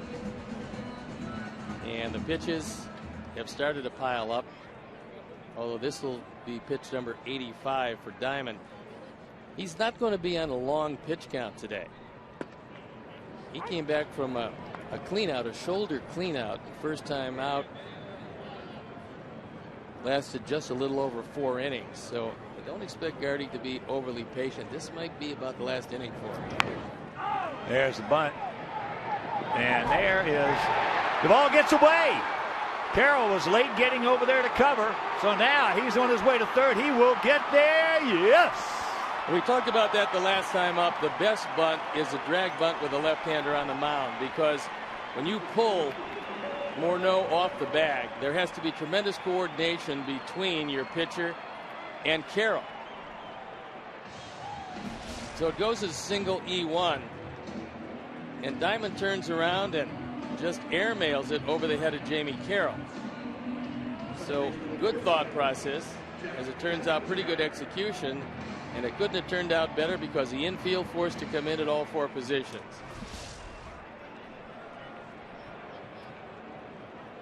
And here is Keppinger. Takes up high ball 1. And the Minnesota bullpen is up and going.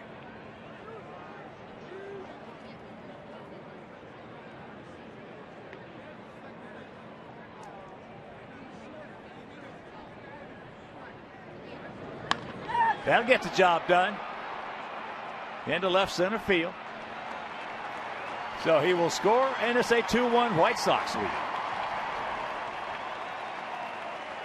Both runs courtesy of Jeff Keppinger. Both runs scored by Alejandro Diaz. So, in a blink of an eye, after giving away the lead last inning, the Sox reclaim the lead this inning.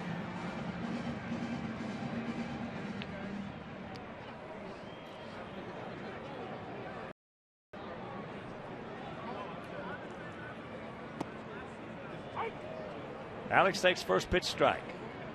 He's bounced back to Diamond and walked.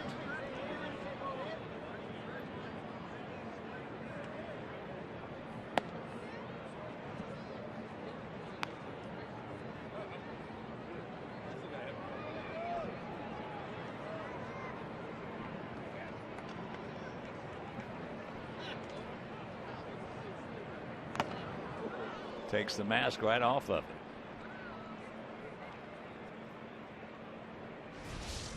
Ryan Doma taking the worst of this. Gets him off the top of the mask. Tough job behind that plate. Yeah, he took that one, that pitch in the dirt, just off. That ball hit hard. Stretch. He goes back. That wind now knocks it down. You can see the wind just absolutely knock it down. That's a hang wolf'em right there. Any other day, maybe a different time of year, that ball's gone. He got a roller. He got it in the middle of the plate and got most of it. But as soon as it started drifting from left to center field, you can see the wind just smack it down, keep it in the park.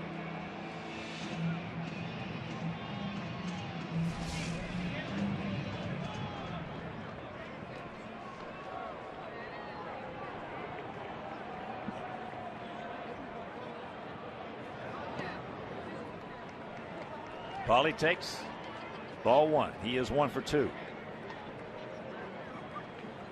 Paulie single. Back in the 4th inning. That ball ripped down past Joe McEwing. Joe did a nice job of moving out of the way of that one.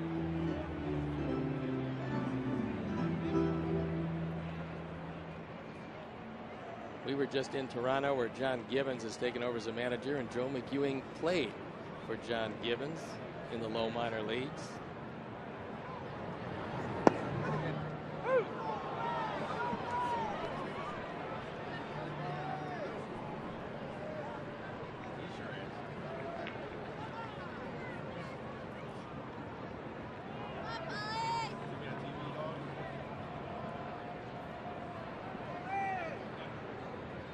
One-two pitch. Backhanded. He's got time right over the top of that gun of his. And that'll retire the side, but not before we come up with a gift run. And we lead it 2-1.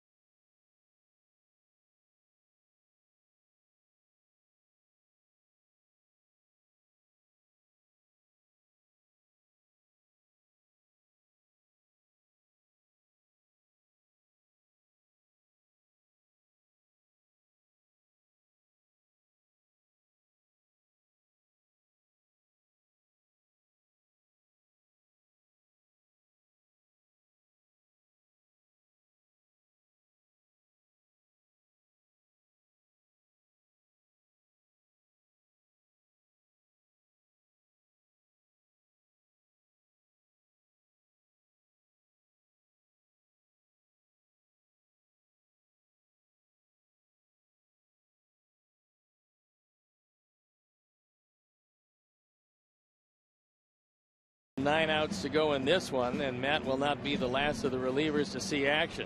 He's been brilliant, on for the 9th time, 1-0. No ERA whatsoever. So here's Plouffe. Trevor has fouled out to Konerko and grounded to short. The overwhelming majority of Plouffe's home runs have been solo shots. So you got to be very careful with the fastball. 2-0 the count.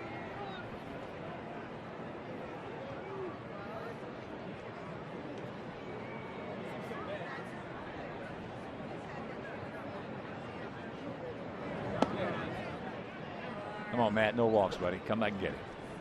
3-0.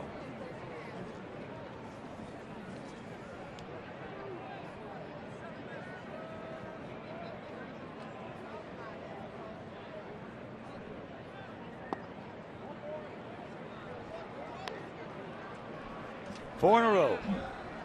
And Plouffe does have a stolen base this year. He's 1 for 1 in that department. This has not been an overly aggressive Minnesota team. They just don't have that kind of speed with Span and Revere both gone. They're just 4 of 9 in the stolen base department.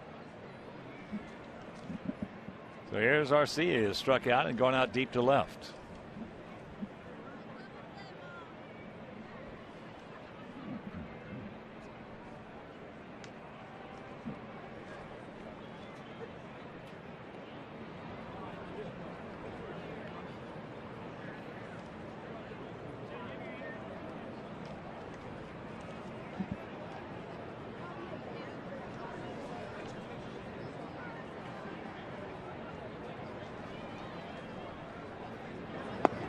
First pitch strike.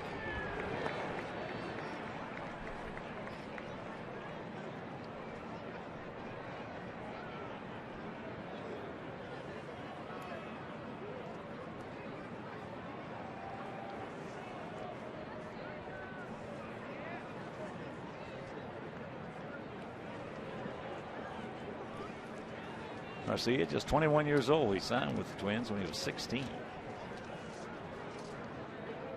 Getting a very early opportunity because of a depleted outfield situation.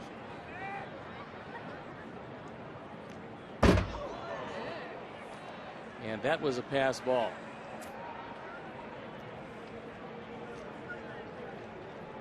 Wow.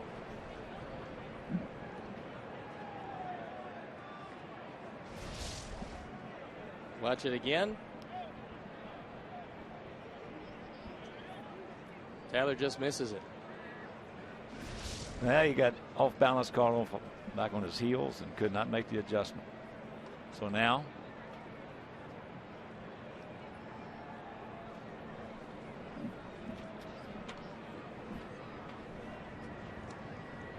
and if Arcia was going to bunt before, you would think he'd be bunting now. He's going to bunt with a man on first and nobody out. He's certainly going to bunt on second.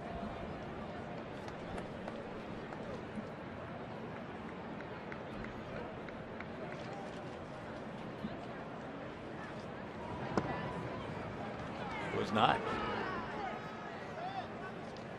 So the count 2-1. From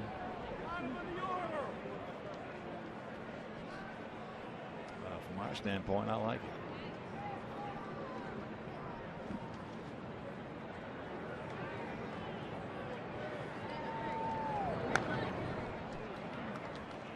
Two balls, two strikes. Especially with a guy that had 6 at-bats this entire season before getting his start today. Well, he's got a good resume from the minor leagues. .314 career hitter. They say he is a lot like. He gone. Big out. Well, he was their player of the year last year, but the breaking ball is a bit different up here. And that ball diving into the dirt. Tyler does a nice job making sure this one does not get by him and then puts a tag on. So runner has to stay at second base.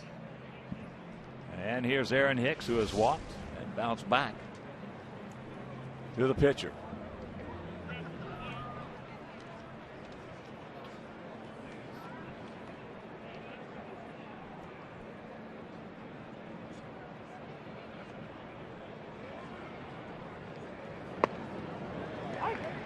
First pitch fastball, striking 94.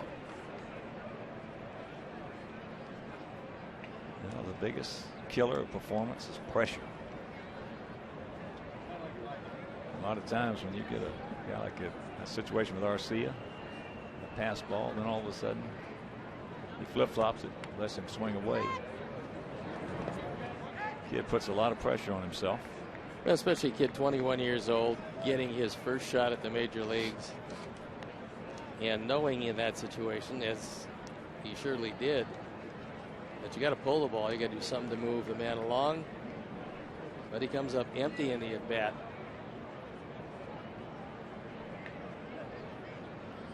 One and one to count.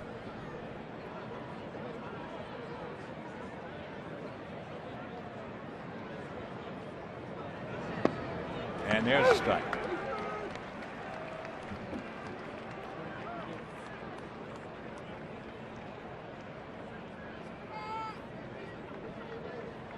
There's a look at the youngster who will see better days. Hicks has fanned 20 times this year and 49 at bats.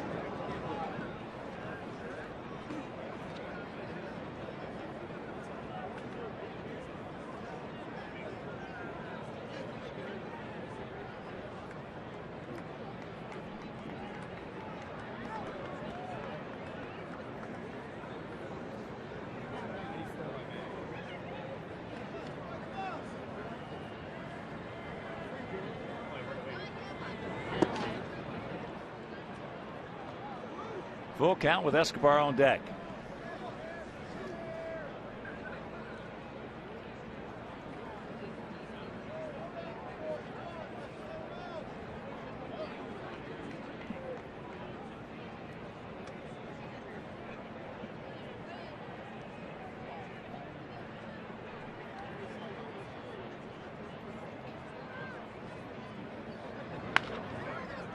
And there's a base hit.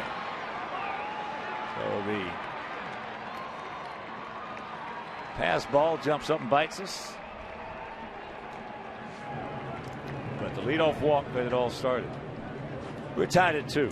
And RBI number 4 for Aaron Hicks. That just his 3rd hit of the year. He got that fastball and it was pretty much down the middle.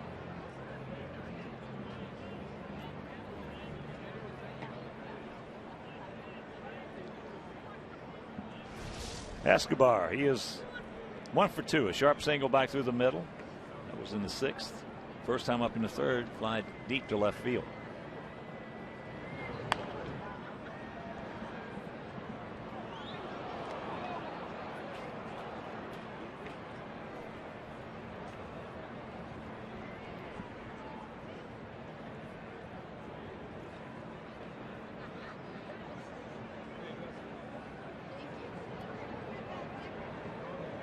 In this funk that we have been in, we make a mistake,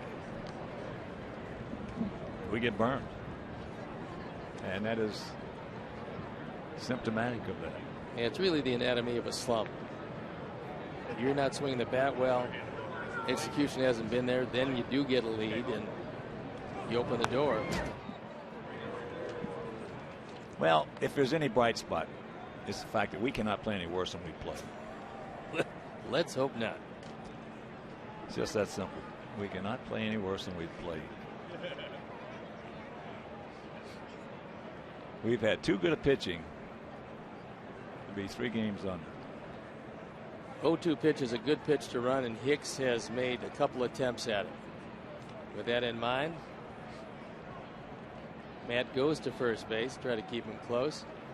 It's also a really good pitch to throw a pitch out, because you just don't have much to lose if you call a pitch out in this situation.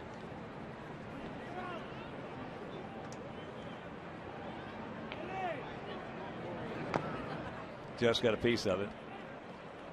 And that's the manager's preference right there. Some guys don't mind running on 0-2. Other guys will not run just for what you just mentioned, because it's a great count for a pitch out.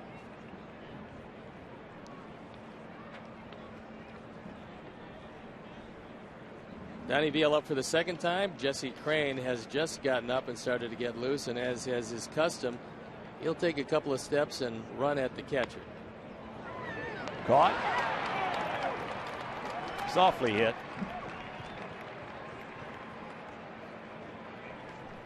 So 2 out. And a reminder, bring your family to the ballpark for our all-new Family Sundays presented by the University of Chicago Medicine Comer Children's Hospital.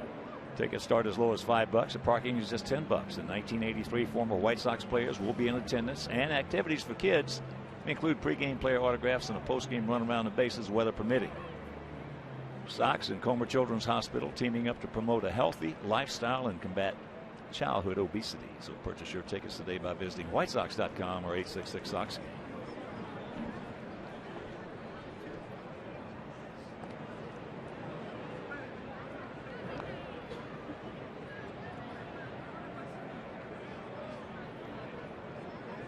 I don't believe that Ron Gardner would have Hicks on his own with a green light, but you got to figure he's going to be going very early in the count, if not here. Well, he had this situation, Jamie Carroll did, back in the third. He had a 1-2 count with 2 out. And like you, I thought that he would be taking off, but he didn't, and Carroll struck out.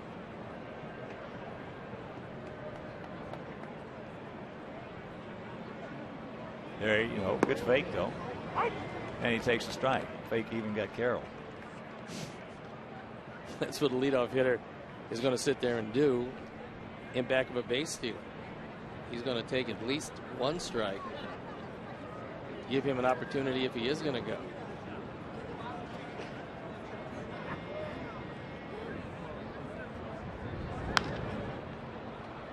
And that's poke foul, souvenir right side into the cold side of our ballpark.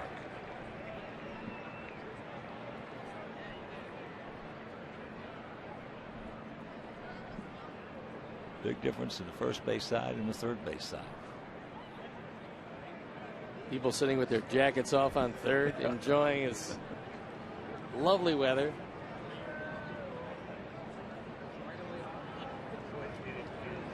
There's the pitch out, nothing on.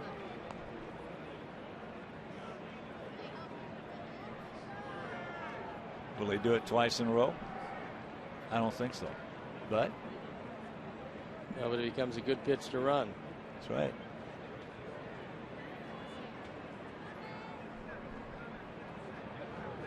There he goes.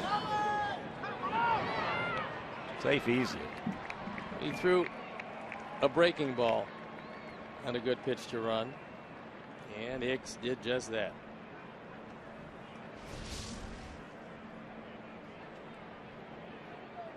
So Hicks now 2 out of 3 in stolen bases, and the Twins running at 50%, 5 out of 10. And there, knock it down. So that'll be an infield single.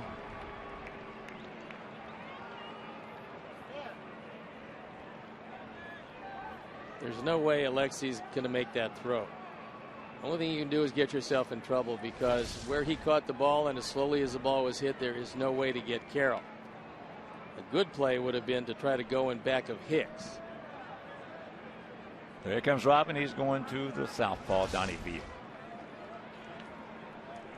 Maurer will be the hitter. So the leadoff walk starts it off, and pitching change. We'll be back.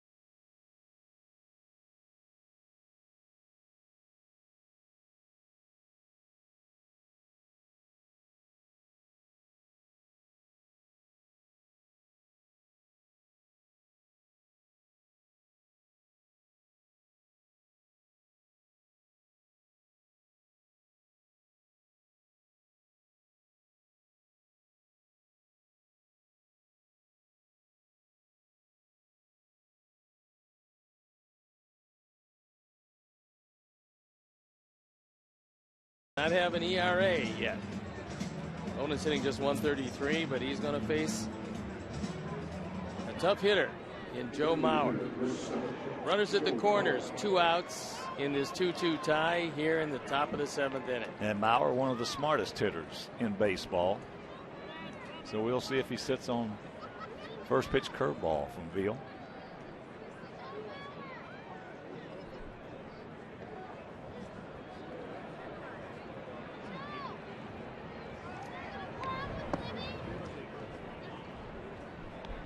And it misses. As usual, first pitch in that sequence is very large. And he hasn't gotten the first ball, breaking ball over to a left-hand hitter yet.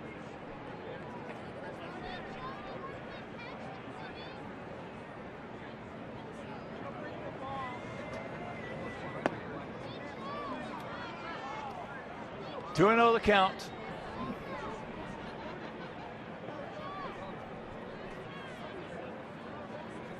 Based on balls we have issued today have been instrumental in both Minnesota runs.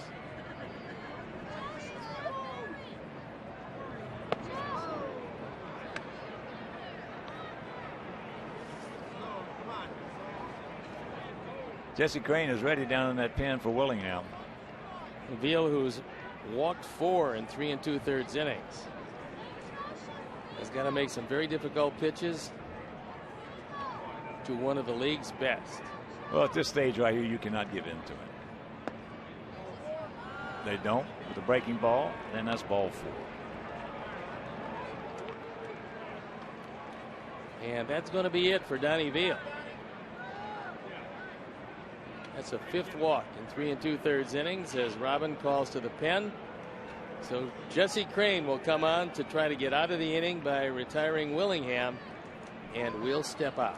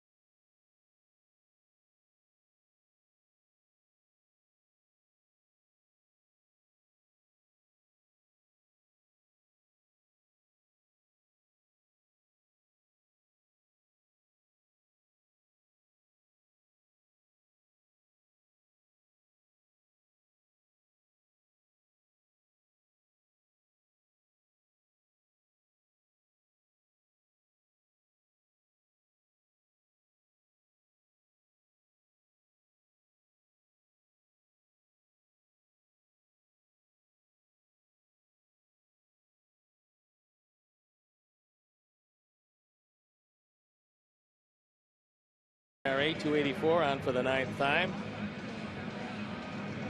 He's fanned 8 in 6 1/3. And he'll be facing one of their leading run producers, Josh Willingham. 110 of them last year. Let's go along with those 35 homers.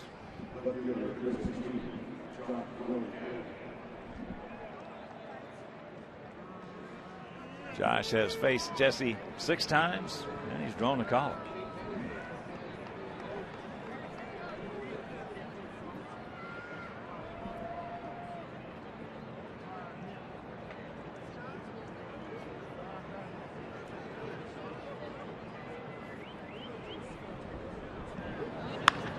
That ball hit hard into right center field.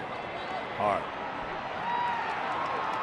So the base on balls is just going to jump up and bite us right in the behind. It's a 5-2 Minnesota lead. It's 9 runs batted in now for Willingham. Picked on a first ball fastball, and he crushed it. No chance at all for D. Wise.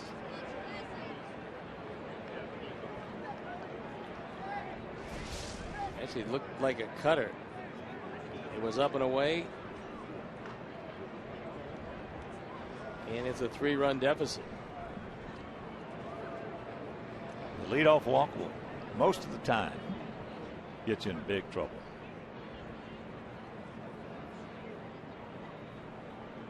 Two walks in this inning have helped lead to the 3.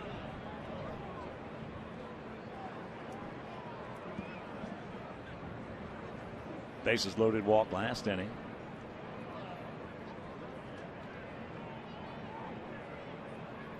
After 2 walks in the 6th.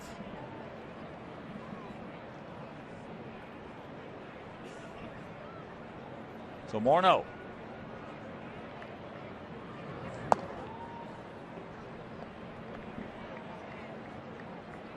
Morneau 0 for 2 with that bases loaded walk last inning.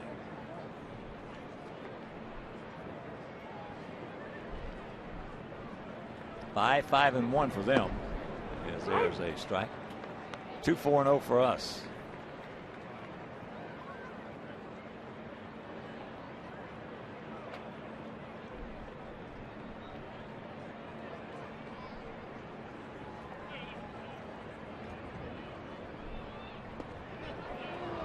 Big hack at the hook.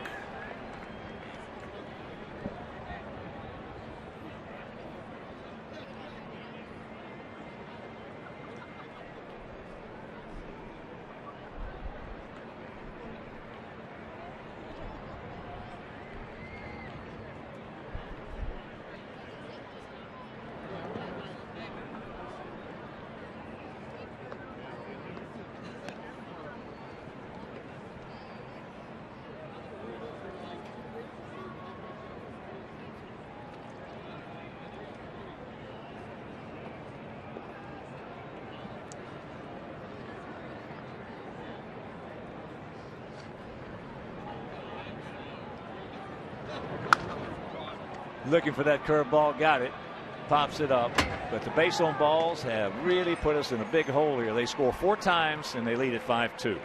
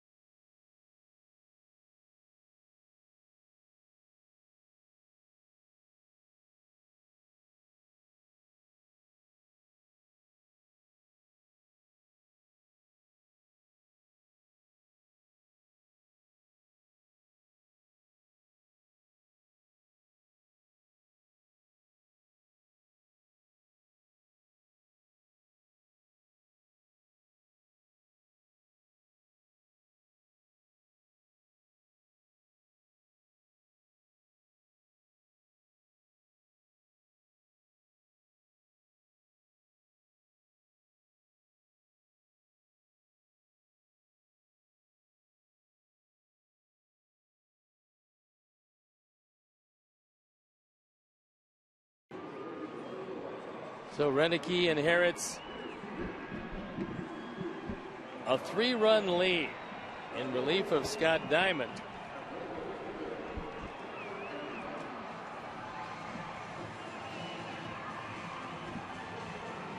Here's a look at good-sized right-hander at 6'3", a little over 200 pounds. He's 30 years old. Claimed off waivers from the Colorado Rockies last year in November.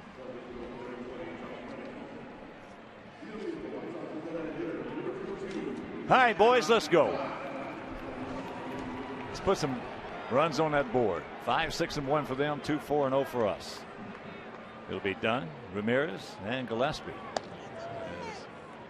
Gary Renicky's son, Josh. One of my old teammates was Gary. Good outfielder. Had some power. Nice. Yeah, he did. His brother Ron is the skipper of the Milwaukee Brewers. Well, Lowenstein and Renicky put together a good season putting the two guys together. Yes, they did. A lot of home runs out of left field.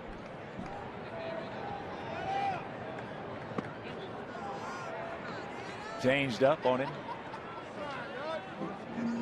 So 1-2 the count. That'll been the longest hitless streak of his career. 0 for 31. That ball hit hard. Stretch! Stretch, get over his head. You can put it on the board. Yes! Yes! Number 3 for Adam. And it's a 5-3 ball game.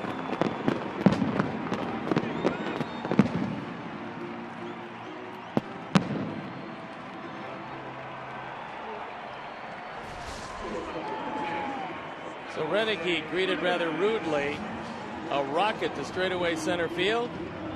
The big man, after a couple of strikeouts, does catch up to this, and Hicks runs out of room. Cuts a deficit to 2. Against that wind, that was a blast. I was just getting ready to say, Adam breaking that 0 for 31 streak, but he's fortunate because he's playing for a manager who went 0 for 41. So he understands it. Sometimes there's not much that you can do except go up there and keep swinging. And hopefully you have a manager who will send you up there to keep swinging.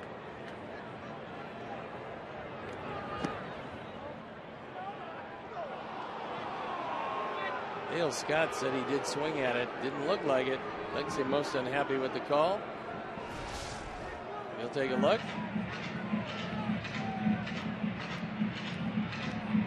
No, he did not swing at that. No, he didn't.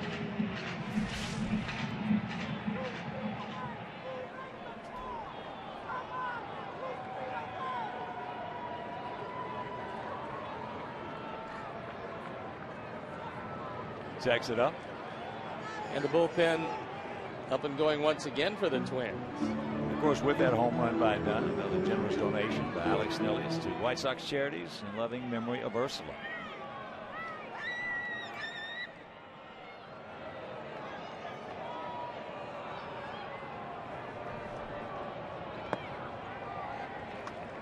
That pitch in the dirt.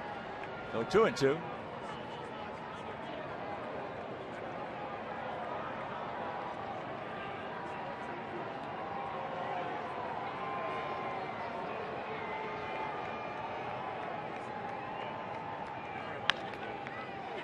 Takes a nice Bolingbrook bounce. Plouffe. 1 out. Scott Diamond went 6 innings, gave up a couple of runs on 4 hits. He walked 2, fanned 5. He's a pitcher of record to this point. So Jim, Kathy, Jim Jr., and Jeff Camatero, they're picked to click. Adam Dunn breaks that hitless streak. Puts us closer.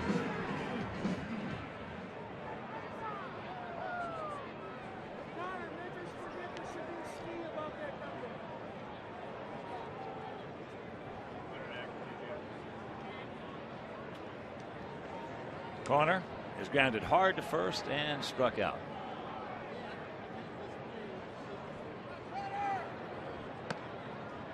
The Red Sox had a franchise streak broken today.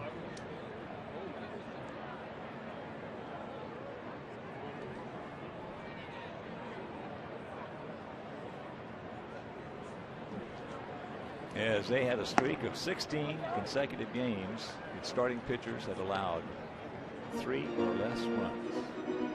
Ryan Dempster was the starter in that one. He gave up 4 today, so it breaks that streak. What a job that Juan Davis is doing. Well, he's got, especially John Lester, has really been rejuvenated. Juan being a left-handed pitcher himself, just threw a no-hitter while he was with Milwaukee and hurt his arm shortly thereafter. Juan had a terrific arm, obviously.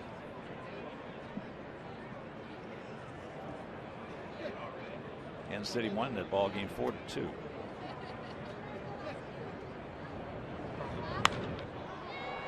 That's into right field.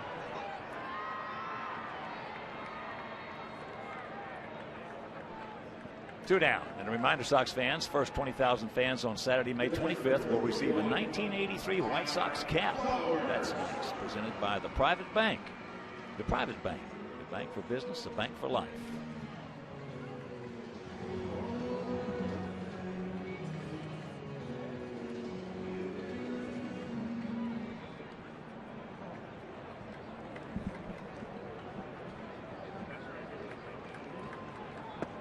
Breaking ball, no. Tyler, who had an infield single, a swinging bunt, and he also walked.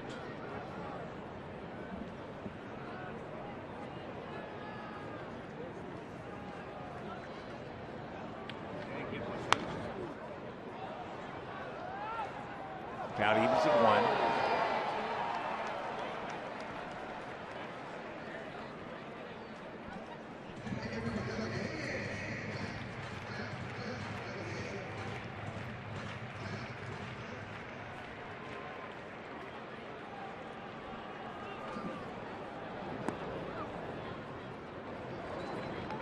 And a reminder, starting tomorrow night, Cleveland Indians coming to town for 3. If you can't make it to the ballpark, that game will be over WCIU Tuesday, Comcast, and on Wednesday right back here on WGN. And Thursday, Friday, Saturday, and Sunday, Joe Maddon's Tampa Bay Rays. Tampa Bay leading Oakland 8-1 down in St. Pete, top of the 9th inning. Rays coming in with a record of 7-10.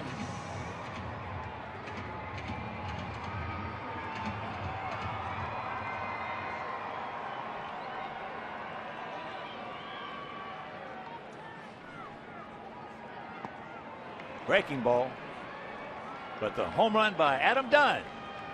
It's a 5-3 Minnesota lead.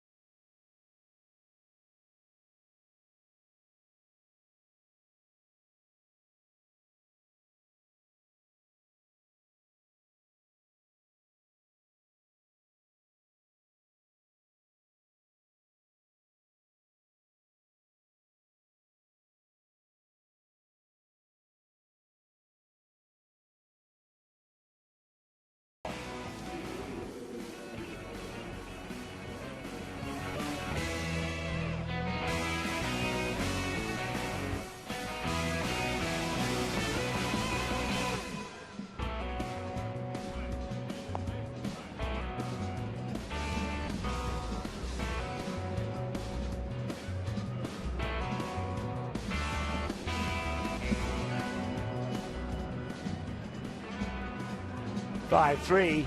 Twins on top. 4 runs in the 7th. Aided by a whole slew of walks. Bases loaded. A leadoff walk. Another walk. Bases loaded, 2-out double by Josh Willingham. They scored their first run with a bases loaded walk in the 6th.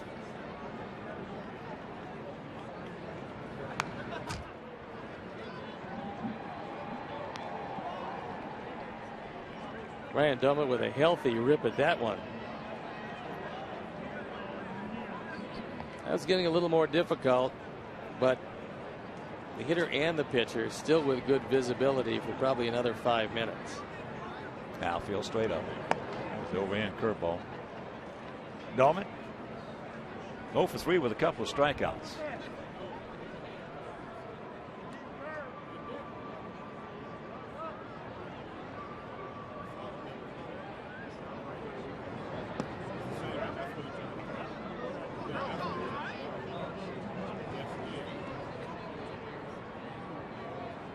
Two balls and a strike.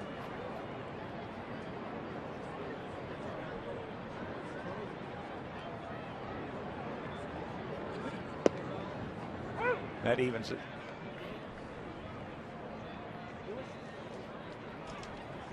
Jarrett Burton loosening in the pen, and the Twins have had a pretty good bullpen this year. Burton with a good changeup. We saw that yesterday. Jesse having trouble getting that curveball over, and count goes full. That Twins span a couple of years ago had all kinds of problems. Last year, they really started to reconfigure the pen, and they got pretty good. And this year, with Perkins being the everyday closer and the rest of the guys slotting on down, they've done a nice job of it. He gone.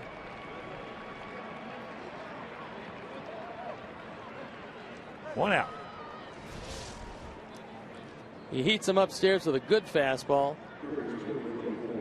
Just at the top of the zone. And he gets him. In that Cleveland series starting tomorrow night, we're going to see the same 3 that we saw when we went in there before. Well, hopefully Masterson doesn't bring the same stuff from Cleveland that he had last time we saw him. Yeah, he was almost unhittable that night. Our guys were just absolutely. They gave him a lot of respect and credit with that sinker of his. It was not staying on the bat, but going down. They're learning to take a little something off as opposed to sitting back there and trying to add a little something to it has really helped him because he gets so much more movement now. Isn't that amazing how many young pitchers? Yes, that pitch has popped up right side. They can't figure that one out. They don't figure it out until they have had their ears pinned back a lot of times. Yeah. And then all of a sudden some coach will finally get to them and say, hey, rather than add, subtract. Because look, if you're throwing 94 and let's say you can get it to 96, what happens is you're straining to get it there. Consequently, you tighten up your hand, your wrist, your forearm. To get it to 96, you lose all your movement. You're better off taking it to 92 and letting that thing sink out of the zone. Well, getting back to Maddox, that was his plan C. If plan A and B didn't work, get below the hitting speed.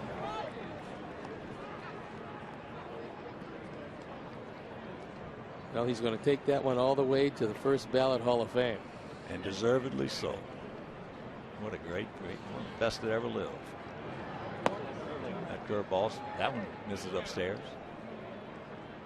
They're going to run Masterson, McAllister, and Myers out there. We're going to run Axelrod, Quintana, and Chris Sale.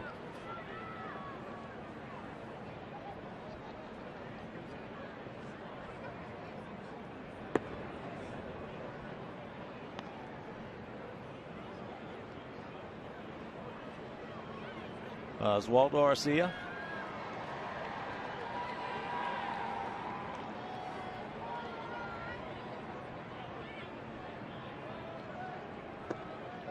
And I'm sure that Tom Brunansky is going to talk to him about that last at bat. All he had to do was make some contact to move Kloof along the second base. It's turned out he overswung, didn't get the job done, but at 21 years old, those at bats are learning experiences. And a good hitting coach is going to make it into something positive for him.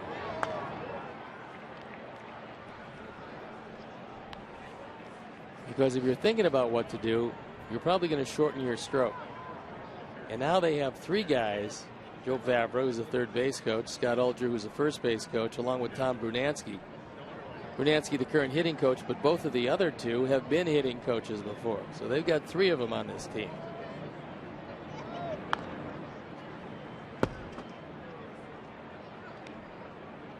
Two out, 2 balls, 2 strikes.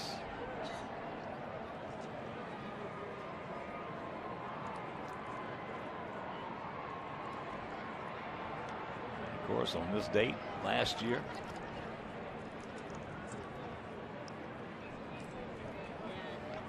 April 21st, we were in Seattle. And Philip Humber was deciding that he wanted to be part of history. He was.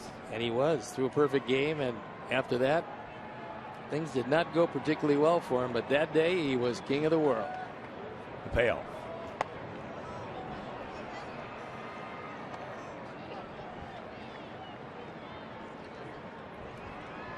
So the 2-out walk.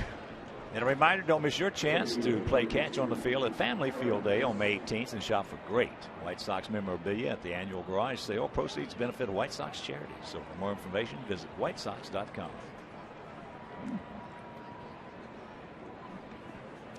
Here's Hicks. He's 1 for 2, a walk. Bounce back to the pitcher. And an RBI single, stolen base, and run scored. That was last inning. Just tuning in, we had a 2-1 lead going to the 7th, and then the leadoff walk. A strikeout, then that single. After a pass ball, put Plouffe in position. That tied the game. And an infield single, another walk, and a bases clearing double by Willingham. And they scored 4, and they lead it now 5-3.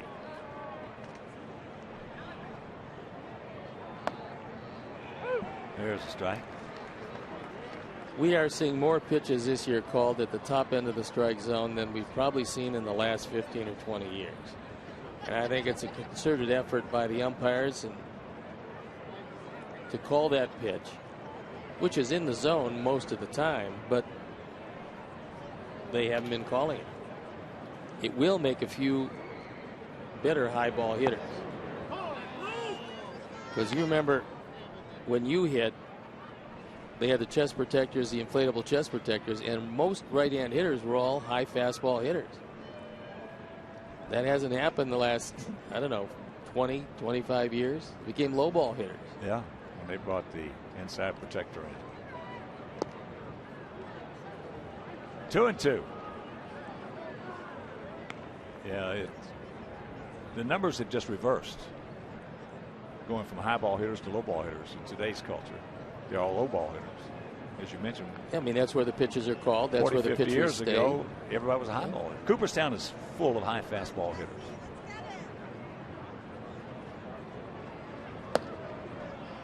Just throwing a lot of pitches. Another full count.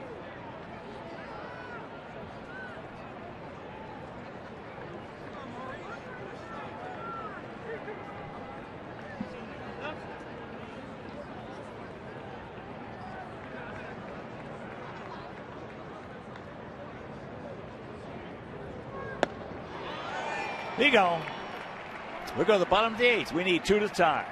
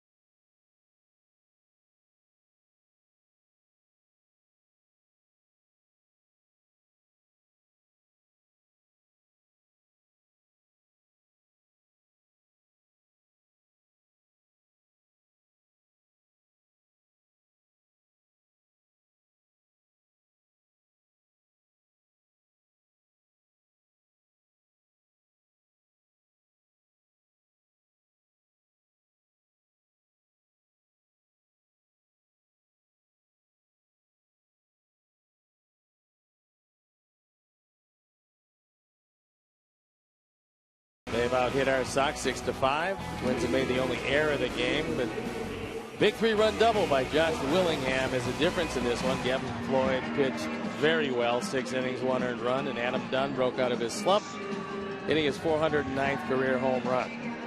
Your Chicagoland and Northwest Indiana Honda dealers, as reliable as the cars themselves, brought you the Honda Game Summary. And Jared Burton comes into the game on for the 8th time. He has yet to give up a run. Boland's hitting a scant 150.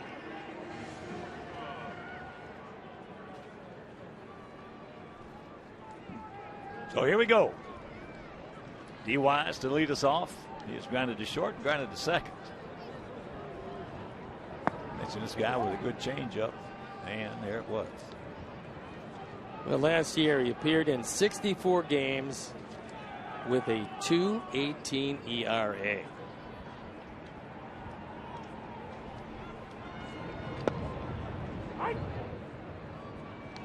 Now evens at 1.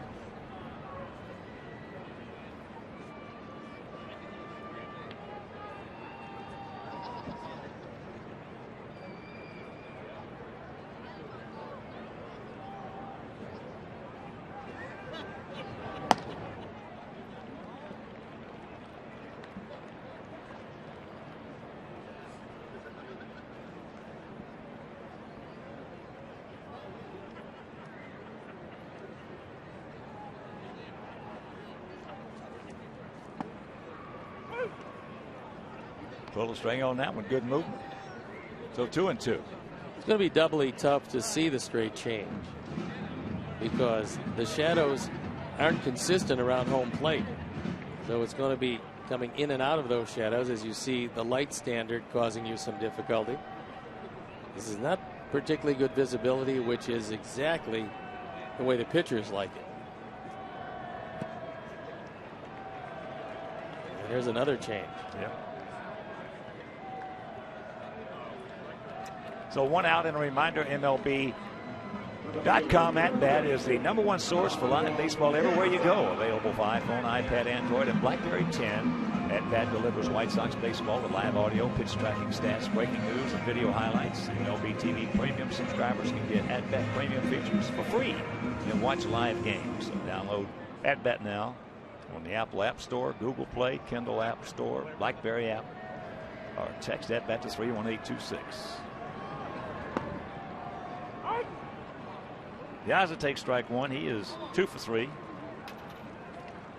A double, a bunt single, and 2 runs scored.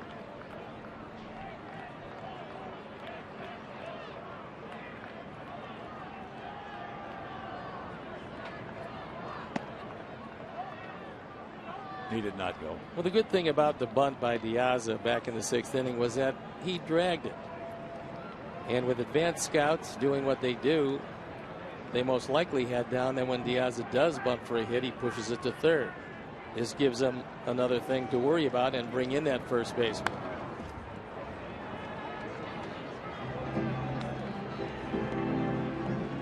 Got a left-hander on the mound who falls off to the third base side, and he just shot puts it over Jamie Carroll's head.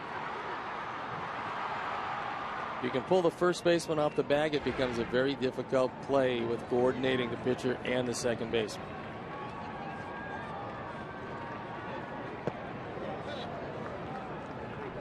Top of the 4th out at the Big A in Anaheim. Angels leading the Tigers 3-1.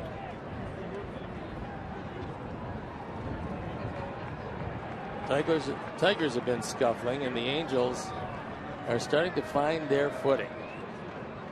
It's a good team that was off to a tough start.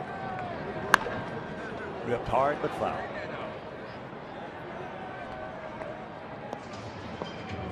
Texas leading Seattle 8-2. They scored 5 times in the bottom of the 5th.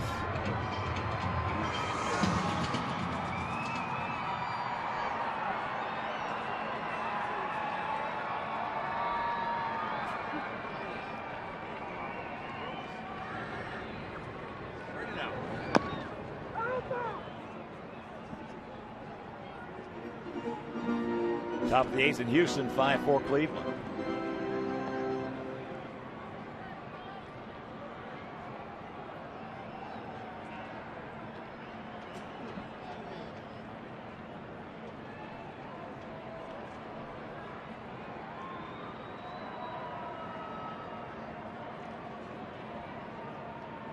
5-6-1 for Minnesota, 3-5-0 for our Sox.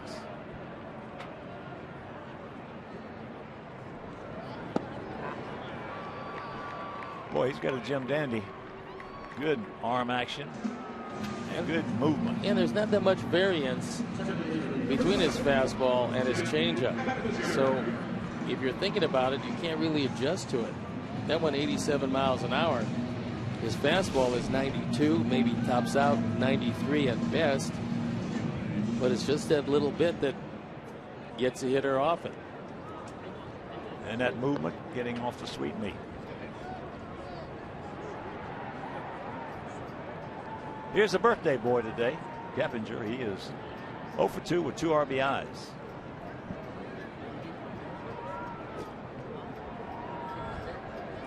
Yeah, 33 years old today. Takes first pitch strike.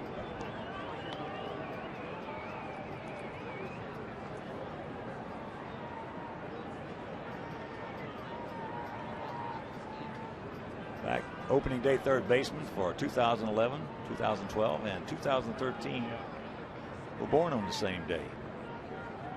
For us, there's a shot. Brent Morrell and Jeff Keppinger. So 1-2-3 inning, an easy 1-2-3 inning. We still trail at 5-3.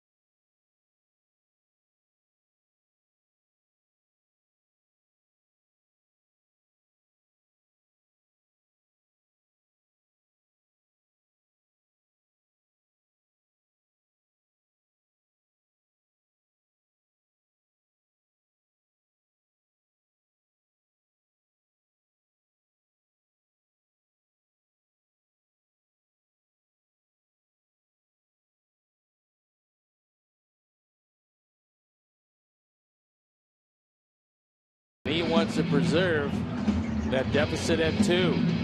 1-0 ERA 129 on for the 8th time. You have to have a whole lot more concentration when a closer comes in a non-closing situation, because we've seen a whole lot of them get hurt just trying to get an inning in. Now this is an important inning because you want to turn it to your offense with just a 2-run deficit. But the adrenaline surge is completely different when you're not coming in to close down a game. Here's Escobar. He's 1 for 3. That one hit started off the 6th inning with 1 out, where they scored a run.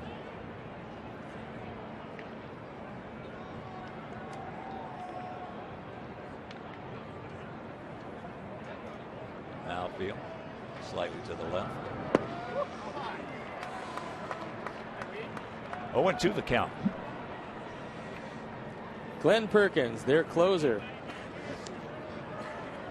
getting ready. He saved the ball game yesterday. He's got 4 of them this year.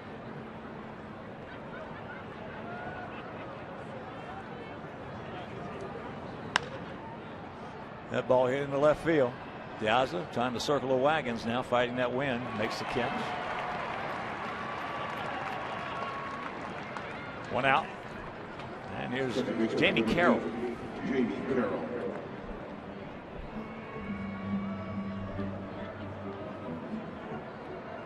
Only thing you can tell by those flags is that you're in Chicago, because it swirls,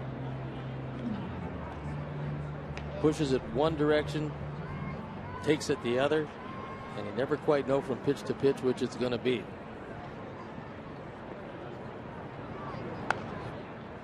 Souvenir right side. Carroll has 2 hits, and he scored 2 runs. What new? He always does something against us. You can leave him on the bench, just dust him off, and as soon as we come to town or they come here, Carroll plays and plays well. He certainly does that. Carroll, .295 lifetime hitter against us. But it's not the number, it's when he hit it.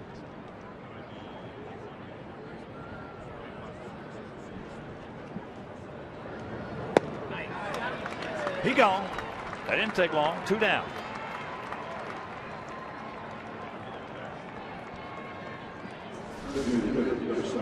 This is the kind of visibility that pitchers live for.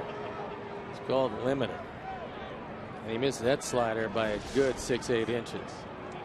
So here's Mauer, 0 for 2 with 2 walks and a run scored. I'll tell you what this guy's done. And this is an obscene number. With 2 strikes this year, you know what he's hitting? I don't. 429. That's obscene. Yeah, but 2 strikes. that's deceptive because he's had some lucky hits in there. 429. That's crazy. There's other guys with 2 strikes. They just assume packing it up, heading back to the bench. Hitting 129. Lots of them. You're sitting next to them. 429. That's crazy. 0-2 the count. So here he is in another 0-2 situation. Well, that being the case, it's like a Wade Boggs. Wade Boggs is one of the greatest 2-strike hitters ever played this game. Tony Gwynn was exactly the same way. Those guys were crazy numbers. He gone. Nice inning for Addison. We go to the bottom of the 9th. Rios, Konerko done, and hopefully a few more as we trail 5-3.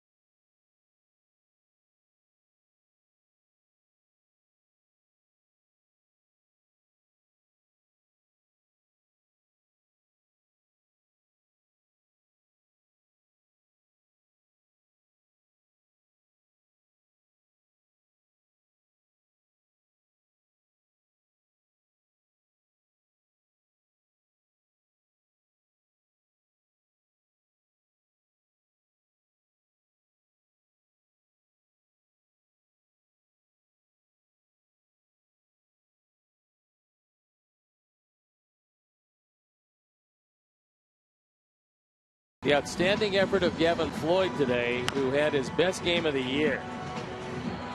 Floyd was brilliant. He went 6, gave up a run on 3 hits. He walked a couple, and he fanned 6. And he was in command. And unfortunately, things kind of fell apart after he left. Find out what's possible with products and services from AT&T. Rethink possible. know yourself, Gavin's the kind of guy, he can run off 7 or 8 in a row.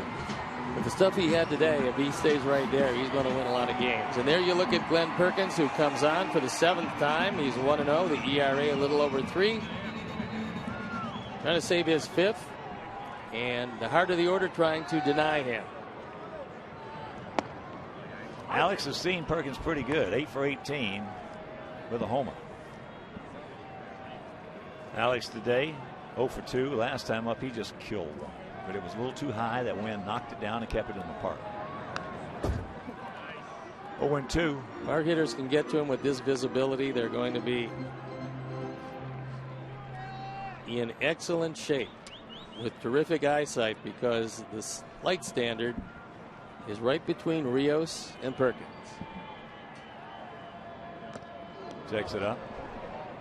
Well, maybe for golfers out there who have played in higher elevations, usually when you're up high elevations, you can add anywhere from 8 to 10%. Yes. On the distance that you're going to gain.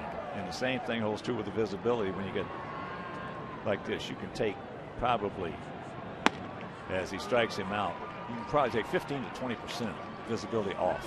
I was going to say, I mean, that one was 96 miles an hour, probably looked like 106 to Alex. But there's no doubt Perkins is throwing much harder out of the bullpen now that he's the closer. We saw him originally in a starting role, and he wasn't exactly a soft tossing left-hander, but he never threw this hard. No, he was throwing 91, 92 tops. So here's Paulie.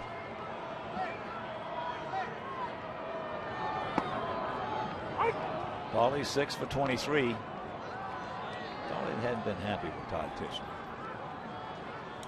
today. Todd's called himself a pretty good ball game.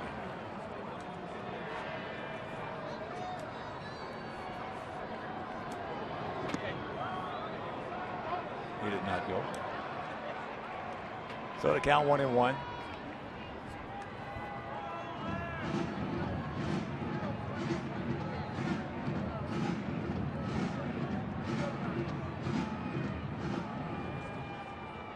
Start us right here, Paulie.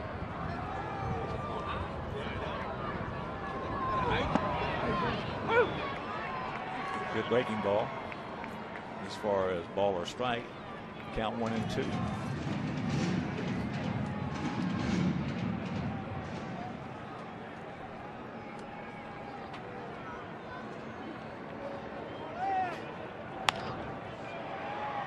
Pops it up right side. Carroll. So we're down to our last out.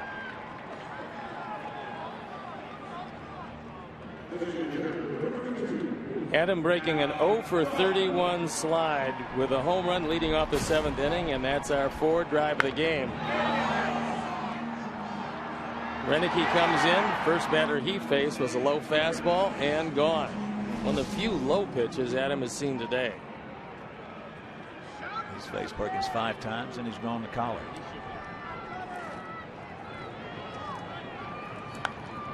Pretty good rip at that one.